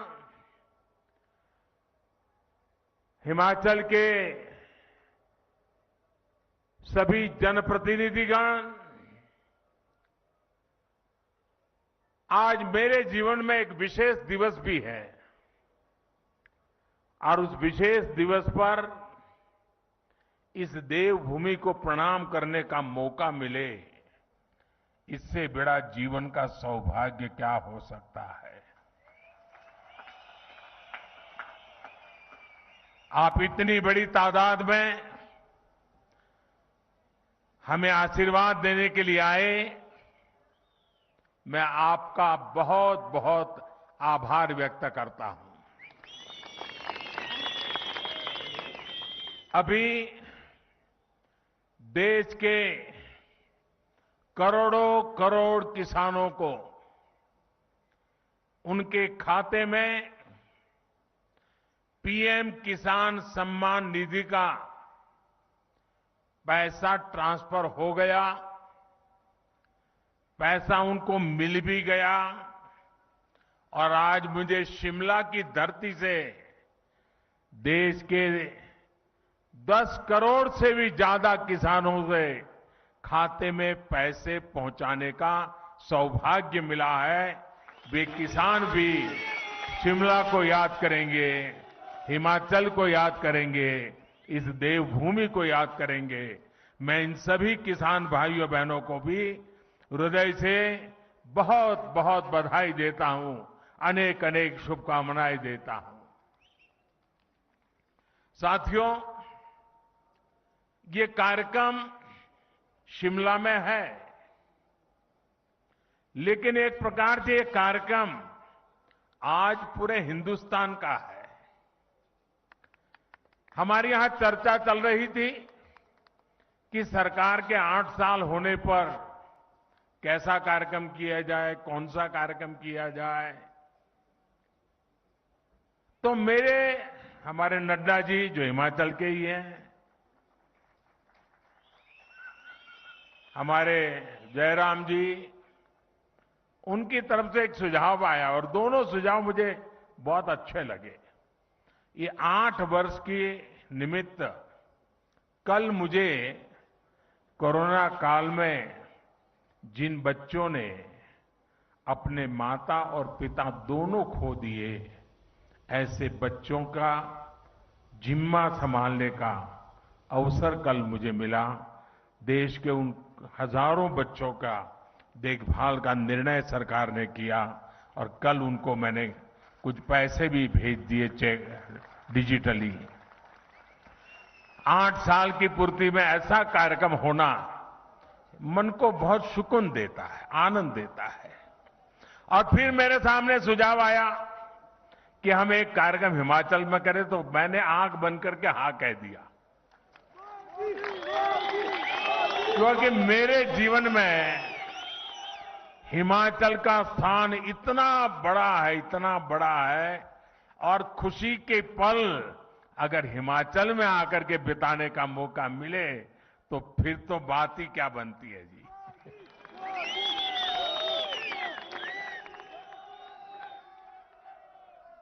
आज इसलिए मैंने कहा कि 8 साल के निमित्त देश का ये महत्वपूर्ण कार्यक्रम आज शिमला की धरती पे हो रहा है, जो कभी मेरी कर्म भूमि रही, मेरे लिए जो देवभूमि है, मेरे लिए जो पुण्य भूमि है, वहां पर मुझे आज देशवासियों को इस देवभूमि से बात करने का मौका मिले, ये अपने आप में मेरे लिए खुशी अनेक गुना बढ़ा देने वाला काम है।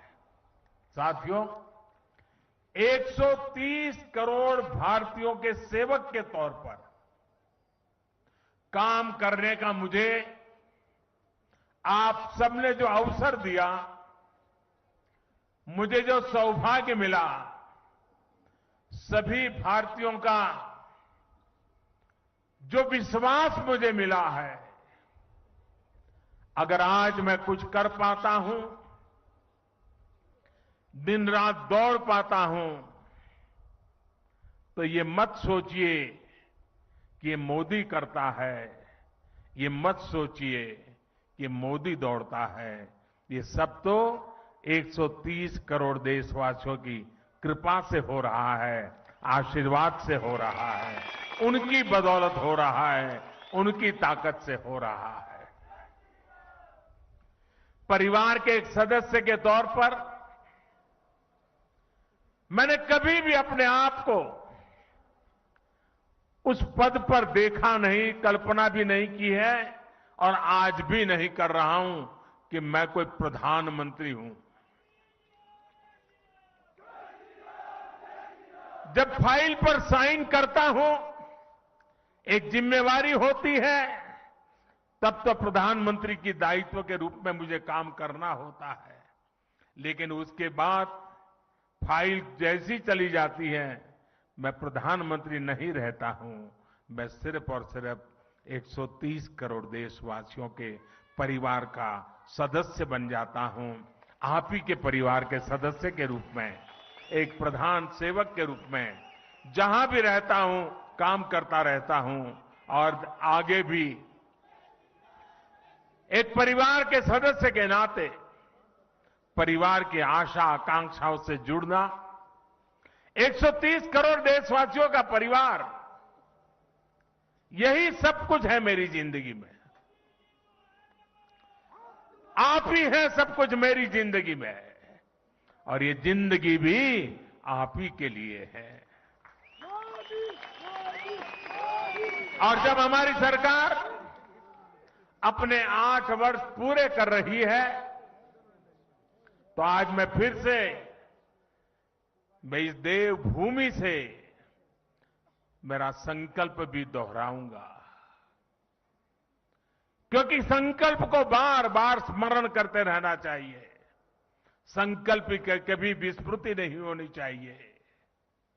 और मेरा संकल्प था, आज है, आगे भी रहेगा।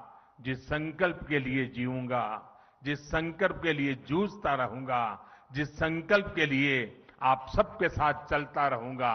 और इसलिए मेरा ये संकल्प है, भारतवासी के सम्मान के लिए, हर भारतवासी की सुरक्षा, उस हर भारतवासी की समृद्धि कैसे बढ़े, भारतवासी की सुख शांति की जिंदगी कैसे मिले, उसी एक भाव से गरीब, दलित हो, पीड़ित हो, शोषित हो, वंचित हो, दूर सुदूर जंगलों में रहने वाले लोग हो, पहाड़ी की चोटियों पर रहने वाले, छूट फूट रहने वाले एक आध दो परिवार हो, हर किसी का कल्याण करने के लिए जितना ज्यादा काम कर सकता हूं उसको करता रहूं। इसी भाव को लेकर के मैं आज फिर से एक बार इस देवभूमि से अपने आप को संकल्पित करता हूं। साथियों, हम सभी मिलकर भारत को उस ऊंचाई तक पहुंचाएंगे जहां पहुंचने का सपना आजादी के लिए मर मिट जाने वाले लोगों ने देखा था। आजादी के इस अमृत महोत्सव में भारत के बहुत उज्जवल भविष्य के विश्वास के साथ भारत की युवा शक्ति, भारत की नारी शक्ति, उस पर पूरा भरोसा रखते हुए मैं आज आपके बीच आया हूं। साथियों, जीवन में जब हम बड़े लक्ष्यों की तरफ आगे बढ़ते हैं तो कई बार यह देखना भी जरूरी होता है कि हम चले कहां से थे, शुरुआत कहां से थी की, और जब उसको याद करते हैं तभी तो हिसाब किताब का पता चलता है कि कहां से निकले और कहां पहुंचे, हमारी गति कैसी रही, हमारी प्रगति कैसी रही, हमारी उपलब्धियां कैसी रही हैं। हम अगर 2014 से पहले के दिनों को याद करें, उन दिनों को भूलना मत साथियों, तब जाकर के ही आज के दिवसों का मूल्य समझ आएगा। आज की परिस्थितियों को देखें, पता चलेगा। साथियों, देश ने बहुत लंबा सफर तय किया है। 2014 से पहले अखबार की सुर्खियों भरी रहती थी, हेडलाइन बनी रहती थी, टीवी के पर चर्चा होती रहती थी। बात क्या होती थी? बात होती थी लूट और खसोट की बात होती थी, बात होती थी भ्रष्टाचार की, बात होती थी घोटालों की, बात होती थी भाई भतीजेवाद की, बात होती थी अफसरशाही की, बात होती थी अटकी लटकी फटकी योजनाओं की। लेकिन वक्त बदल चुका। आज चर्चा होती है सरकारी योजनाओं से मिलने वाले लाभ की। सिरसा से कोई समा देवी, सिरमौर से हमारी कोई समा देवी कह देती है कि मुझे ये लाभ मिल गया। आखिरी घर तक पहुंचने का प्रयास होता है। गरीबों के हक का पैसा सीधा उनके खाते में पहुंचने की बात होती है। आज चर्चा होती है दुनिया में भारत के स्टार्टअप की, आज चर्चा होती है, वर्ल्ड बैंक भी चर्चा करता है भारत के ईज ऑफ डूइंग बिजनेस की। आज हिंदुस्तान के निर्दोष नागरिक चर्चा करती है अपराधियों पर नकेल कसने की हमारी ताकत की, भ्रष्टाचार के खिलाफ जीरो टॉलरेंस के साथ आगे बढ़ने की। 2014 से पहले की सरकार ने भ्रष्टाचार को सिस्टम का जरूरी हिस्सा मान लिया था। तब की सरकार भ्रष्टाचार से लड़ने की बजाय उसके आगे घुटने टेक चुकी थी। तब देश देख रहा था कि योजनाओं का पैसा जरूरतमंद तक पहुंचने के पहले ही लूट जाता है। लेकिन आज चर्चा जनधन खातों से मिलने वाले फायदों की हो रही है। जनधन, आधार और मोबाइल से बनी त्रिशक्ति की हो रही है। पहले रसोई में धुआं सहने की मजबूरी थी, आज उज्ज्वला योजना से सिलेंडर पाने की सहूलियत है। पहले खुले में शौच की बेबसी थी, आज घर में शौचालय बनवाकर सम्मान से जीने की आजादी है। पहले इलाज के लिए पैसे जुटाने की बेबसी थी, आज हर गरीब को आयुष्मान भारत का सहारा है। पहले ट्रिपल तलाक का डर था, अब अपने अधिकारों की लड़ाई लड़ने का हौसला है।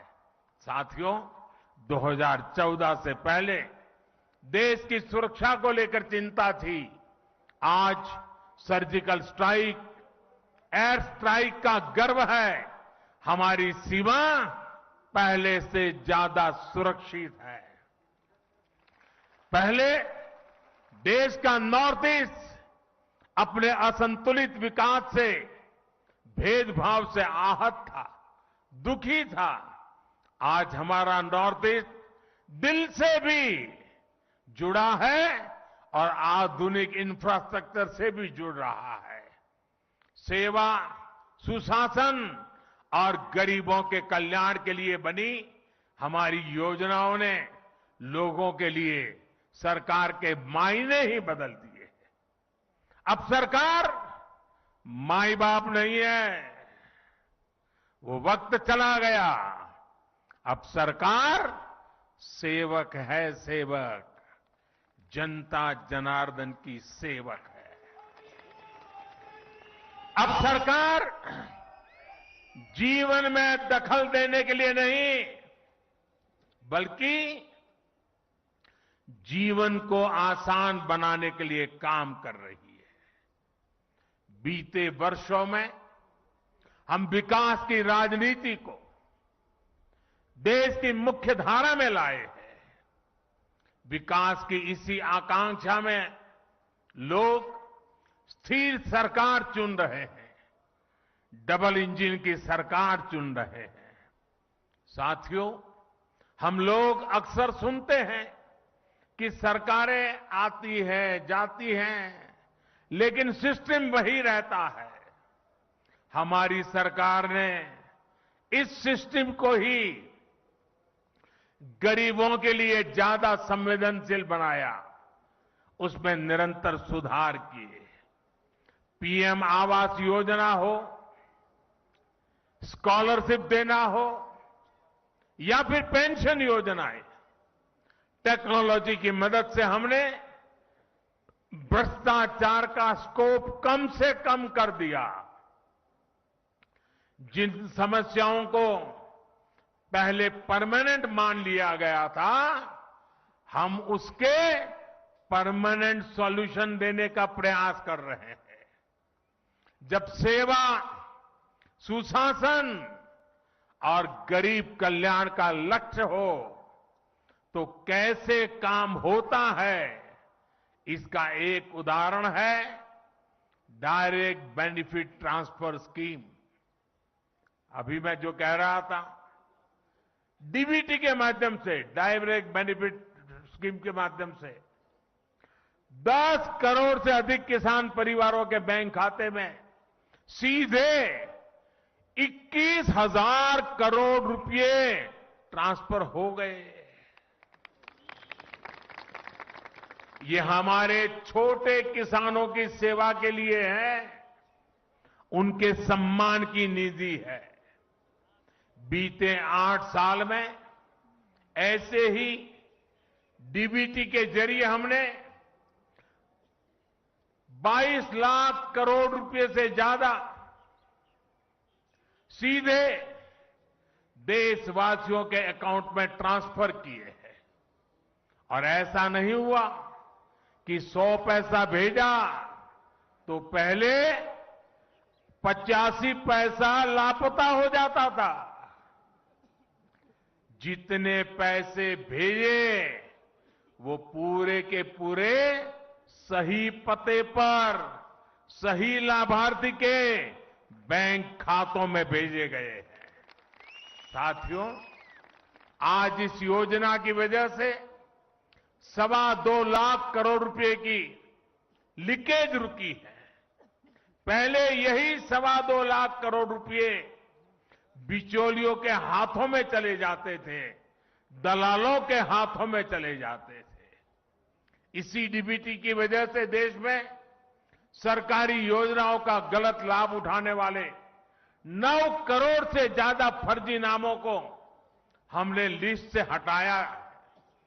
आप सोचिए, फर्जी नाम कागजों में चढ़ाकर गैस सब्सिडी, बच्चों की पढ़ाई के लिए भेजी गई फीस, कुपोषण से मुक्ति के लिए भेजा गया पैसा, सब कुछ लूटने का देश में खुला खेल चल रहा था। ये क्या देश के गरीब के साथ अन्याय नहीं था? जो बच्चे उज्जवल भविष्य की आशा करते हैं, उन बच्चों के साथ अन्याय नहीं था?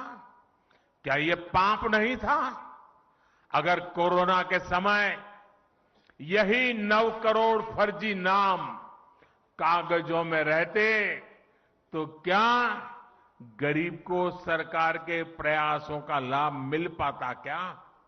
साथियों, गरीब का जब रोजमर्रा का संघर्ष कम होता है, जब वो सशक्त होता है, तब वो अपनी गरीबी दूर करने के लिए नई ऊर्जा के साथ जुट जाता है। इसी सोच के साथ हमारी सरकार पहले दिन से गरीब को सशक्त करने में जुटी है। हमने उसके जीवन की एक एक चिंता को कम करने का प्रयास किया। आज देश के 3 करोड़ गरीबों के पास उनके पक्के और नए घर भी जहां आज वो रहने लगे हैं। आज देश के 50 करोड़ से ज्यादा गरीबों के पास 5 लाख रुपए तक के मुफ्त इलाज की सुविधा है। आज देश के 25 करोड़ से अधिक गरीबों के पास 2-2 लाख रुपए का एक्सीडेंट इंश्योरेंस और टर्म इंश्योरेंस है, बीमा है। आज देश के लगभग 45 करोड़ गरीबों के पास जनधन बैंक खाता है। मैं आज बहुत गर्व से कह सकता हूं कि देश में शायद ही कोई ऐसा परिवार होगा जो सरकार की किसी न किसी योजना से जुड़ा न हो, योजना उसे लाभ न देती हो। हमने दूर सुदूर पहुंचकर लोगों को वैक्सीन लगाई है। देश करीब 200 करोड़ वैक्सीन डोज के रिकॉर्ड स्तर पर पहुंच रहा है। और मैं जयराम जी को बधाई दूंगा। कोरोना काल में जिस प्रकार से उनकी सरकार ने काम किया है और उन्होंने ये टूरिस्ट डेस्टिनेशन होने के कारण टूरिज्म के लिए तकलीफ न हो, इसलिए उन्होंने वैक्सीनेशन को इतना तेजी से चलाया। हिंदुस्तान में सबसे पहले वैक्सीनेशन का काम पूरा करने वालों में जयराम जी की सरकार अग्रिम पंक्ति में रही। साथियों, हमने गांव में रहने वाले 6 करोड़ परिवारों को साफ पानी के कनेक्शन से जोड़ा है, नल से जल। साथियों, हमने 35 करोड़ मुद्रा लोन देकर गांव और छोटे शहरों में करोड़ों युवाओं को स्वरोजगार का अवसर दिया है। मुद्रा लोन लेकर कोई टैक्सी चला रहा है, कोई टेलरिंग की दुकान खोल रहा है, कोई बिटिया अपना स्वयं का कारोबार शुरू कर रही है। रेहड़ी ठेले पटरी पर काम करने वाले लगभग 45 लाख साथियों को भी पहली बार बैंकों से ऋण मिला है, अपने काम को बढ़ाने का रास्ता मिला है। और जो प्रधानमंत्री मुद्रा योजना है ना, मेरे लिए संतोष की बात है, उसमें 70% बैंक से पैसा प्राप्त करने वालों में 70% हमारी माताएं बहनें हैं जो एंटरप्रेन्योर बन करके आज लोगों को रोजगार दे रही है। साथियों, यहां हिमाचल प्रदेश के तो हर घर से शायद ही कोई परिवार ऐसा होगा जिस परिवार से कोई सैनिक न निकला हो। ये वीरों की भूमि है जी, ये वीर माताओं की भूमि है जो अपने गोद से वीरों को जन्म देती हैं, जो वीर मातृभूमि की रक्षा के लिए 24 घंटे अपने आप को खपाते रहते हैं। साथियों, ये जो सैनिकों की भूमि है, ये सैन्य परिवारों की भूमि है। यहां के लोग कभी भूल नहीं सकते कि पहले की सरकारों ने उनके साथ किस तरह का बर्ताव किया। 1 रैंक 1 पेंशन के नाम पर कैसे उन्हें धोखा दिया। अभी हम लद्दाख के एक पूर्व सैनिक से बात कर रहे थे, जीवन सेना में बिताया था। उसको पक्का घर हमारे आने के बाद मिल रहा है साथियों। उनको निवृत्त हो गए भी 30-40 साल हो गए हैं। साथियों, सैन्य परिवार हमारी संवेदनशीलता को भली भांति समझता है। ये हमारी ही सरकार है जिसने 4 दशकों के इंतजार के बाद 1 रैंक 1 पेंशन को लागू किया। हमारे पूर्व सैनिकों को एरियर का पैसा दिया। इसका बहुत बड़ा लाभ हिमाचल के हर परिवार को हुआ है। साथियों, हमारे देश में दशकों तक वोट बैंक की राजनीति हुई है। अपना अपना वोट बैंक बनाने की राजनीति ने देश का बहुत नुकसान किया है। हम वोट बैंक बनाने के लिए नहीं, हम नए भारत को बनाने के लिए काम कर रहे हैं। जब राष्ट्र के नवनिर्माण का हो, जब लक्ष्य आत्मनिर्भर भारत का हो, जब इरादा 130 करोड़ देशवासियों की सेवा और उनका कल्याण करने का हो, तो वोट बैंक नहीं बनाए जाते, सभी देशवासियों का विश्वास जीता जाता है। इसलिए हम सबका साथ, सबका विकास, सबका विश्वास और सबका प्रयास की भावना से आगे बढ़ रहे हैं। सरकार की योजनाओं का लाभ सबको मिले, हर गरीब को मिले, कोई गरीब छूटे नहीं। अब यही सरकार और इसी अप्रोच से हम काम कर रहे हैं। हमने 100% लाभ 100% लाभार्थी तक पहुंचाने का बीड़ा उठाया है। लाभार्थियों के सैचुरेशन का प्रण लिया है। 100% सशक्तिकरण यानी भेदभाव खत्म, सिफारिश खत्म, तुष्टीकरण खत्म। 100% सशक्तिकरण यानी हर गरीब को सरकारी योजनाओं का पूरा लाभ।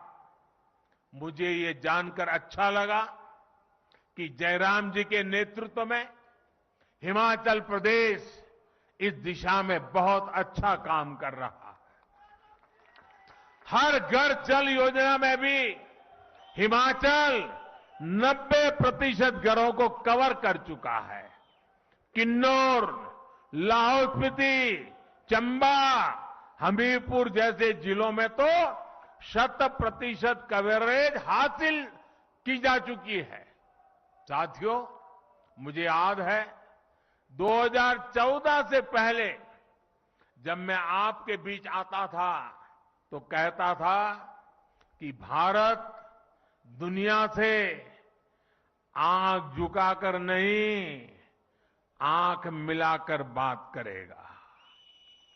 आज भारत मजबूरी में दोस्ती का हाथ नहीं बढ़ाता है। और जब मजबूरी में दोस्ती का हाथ बढ़ाता है ना, तो ऐसे बढ़ाता है। बल्कि आज भारत मदद करने के लिए हाथ बढ़ाता है और हाथ ऐसे करके ले जाता है। कोरोना काल में भी हमने 150 से ज्यादा देशों को दवाइयां भेजी हैं, वैक्सीन भेजी है। और इसमें हिमाचल प्रदेश के फार्मा हब बद्दी की भी बड़ी भूमिका रही है। भारत ने सिद्ध किया है कि हमारे पास पोटेंशियल भी है और हम परफॉर्मर भी है। अंतर्राष्ट्रीय संस्थाएं भी मान रही हैं कि भारत में गरीबी कम हो रही है, लोगों के पास सुविधाएं बढ़ रही है। इसलिए अब भारत को सिर्फ अपने लोगों की आवश्यकताएं पूरी नहीं करनी है, बल्कि लोगों की जागी हुई आकांक्षाओं को भी हमें पूरा करना है। हमें 21वीं सदी के बुलंद भारत के लिए, आने वाली पीढ़ियों के उज्जवल भविष्य के लिए अपने आप को खपाना है। एक ऐसा भारत जिसकी पहचान अभाव नहीं बल्कि आधुनिकता हो। एक ऐसा भारत जिसमें लोकल मैन्युफैक्चरर लोकल डिमांड को भी पूरा करे और दुनिया के बाजारों में भी अपना सामान बेचे। एक ऐसा भारत जो आत्मनिर्भर हो, जो अपने लोकल के लिए वोकल हो, जिसे अपने स्थानीय उत्पादों पर गर्व हो। हमारे हिमाचल का तो हस्तशिल्प, यहां की वास्तुकला वैसे ही इतनी मशहूर है। चंबा का मेटल वर्क, सोलन की पाइन आर्ट, कांगड़ा की मिनिएचर पेंटिंग के लोग, और इसे देखकर टूरिस्ट लोग दीवाने हो जाते हैं। ऐसे उत्पाद देश के कोने कोने में पहुंचे, अंतर्राष्ट्रीय बाजारों की रौनक बढ़ाए, इसके लिए हम काम कर रहे हैं। वैसे भाइयों और बहनों, हिमाचल के स्थानीय उत्पादों की चमक तो अब काशी में बाबा विश्वनाथ के मंदिर तक पहुंच गई है। कुल्लू में बनी हमारी माताओं बहनें बनाती हैं। कुल्लू में बनी पोहलें सर्दी के मौसम में काशी विश्वनाथ मंदिर के पुजारियों और सुरक्षा कर्मियों की मददगार बन रही है।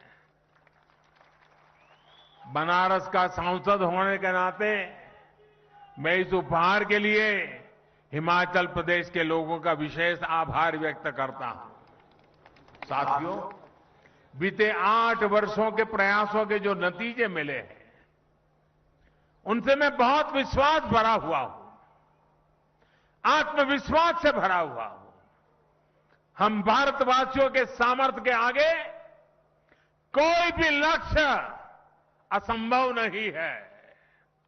आज भारत दुनिया की सबसे तेजी से बढ़ती अर्थव्यवस्थाओं में एक है। आज भारत में रिकॉर्ड विदेशी निवेश हो रहा है। आज भारत रिकॉर्ड एक्सपोर्ट कर रहा है। 8 साल पहले स्टार्टअप्स के मामले में हम कहीं नहीं थे। आज हम दुनिया के तीसरे बड़े स्टार्टअप इकोसिस्टम हैं, तीसरे बड़े। करीब करीब हर हफ्ते हजारों करोड़ रुपयों की कंपनी हमारे युवा तैयार कर रहे हैं। आने वाले 25 साल के विराट संकल्पों की सिद्धि के लिए देश नई अर्थव्यवस्था के नए इंफ्रास्ट्रक्चर का निर्माण भी तेजी से कर रहा है। हम एक दूसरे को सपोर्ट करने वाली मल्टी मॉडल कनेक्टिविटी पर फोकस कर रहे हैं। इस बजट में हमने जो पर्वतमाला योजना की घोषणा की है, वो हिमाचल जैसे पहाड़ी प्रदेश में कनेक्टिविटी को और मजबूत करेगी। इतना ही नहीं, हमने वाइब्रेंट बॉर्डर विलेज, इसकी जो योजना बजट में रखी है, उसके कारण सीमा पर बसे हुए जो गांव है, ये गांव वाइब्रेंट बने, टूरिस्ट डेस्टिनेशन बने, एक्टिविटी के सेंटर बने। सीमा पर सटे हुए गांव, उनके विकास के लिए भारत सरकार ने एक विशेष योजना बनाई है।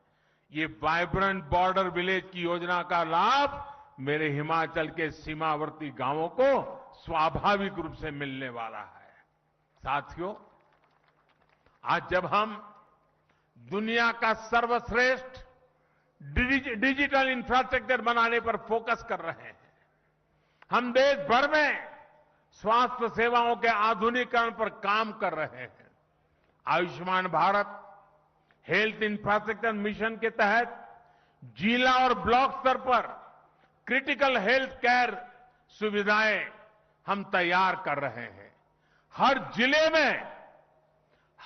जिले में एक मेडिकल कॉलेज हो, इस दिशा में काम चल रहा है। और इतना ही नहीं, गरीब मां का बेटा बेटी भी अब डॉक्टर बनने का सपना पूरा कर सकता है। पहले तो हाल ये था कि अगर उसको स्कूली शिक्षा अंग्रेजी में नहीं हुई तो डॉक्टर होने के सपने अधूरे रह जाते थे। अब हमने तय किया है मेडिकल और टेक्निकल एजुकेशन हम मातृभाषा में करने को प्रमोट करेंगे, ताकि गरीब से गरीब का बच्चा, गांव का बच्चा भी डॉक्टर बन सके और इसलिए उसे अंग्रेजी के गुलाम होने की जरूरत नहीं पड़ेगी। साथियों, देश में एम्स जैसे बेहतरीन संस्थानों का दायरा देश के दूर सुदूर के राज्यों तक बढ़ाया जा रहा है।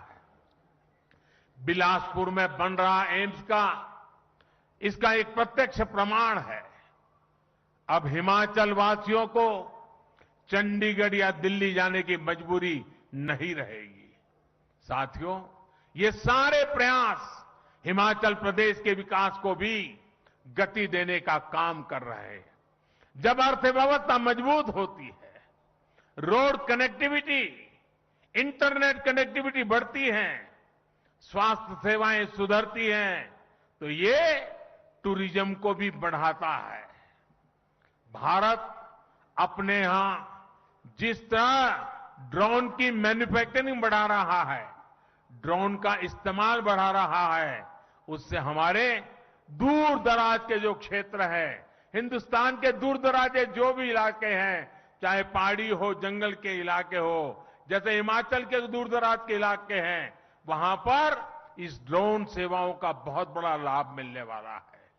भाइयों और बहनों, बीते 8 वर्षों में आजादी के 100वें वर्ष के लिए यानी 2047 के लिए मजबूत आधार तैयार हुआ है।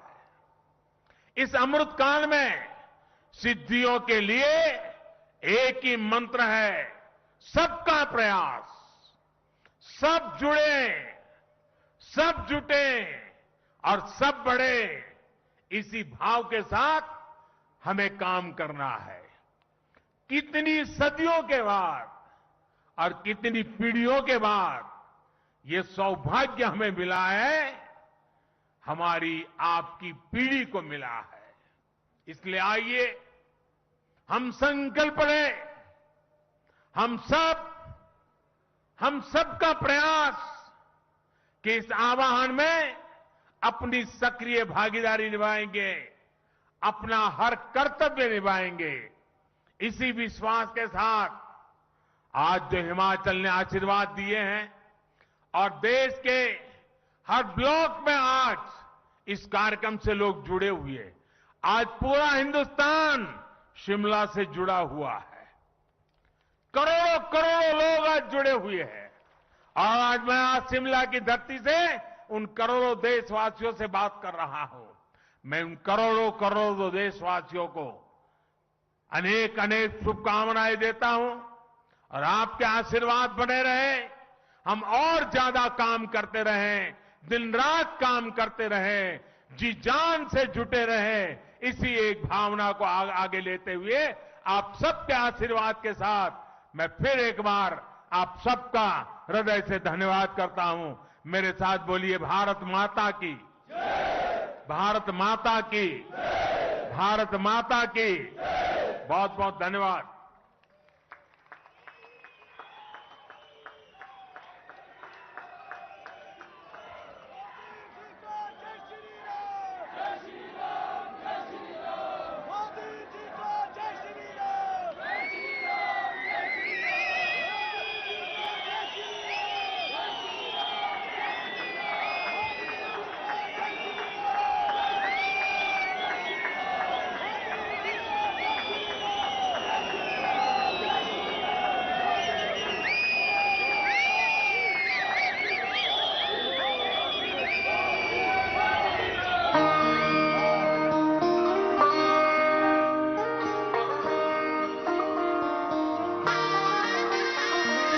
जन जन ने निर्णय लेकर भारत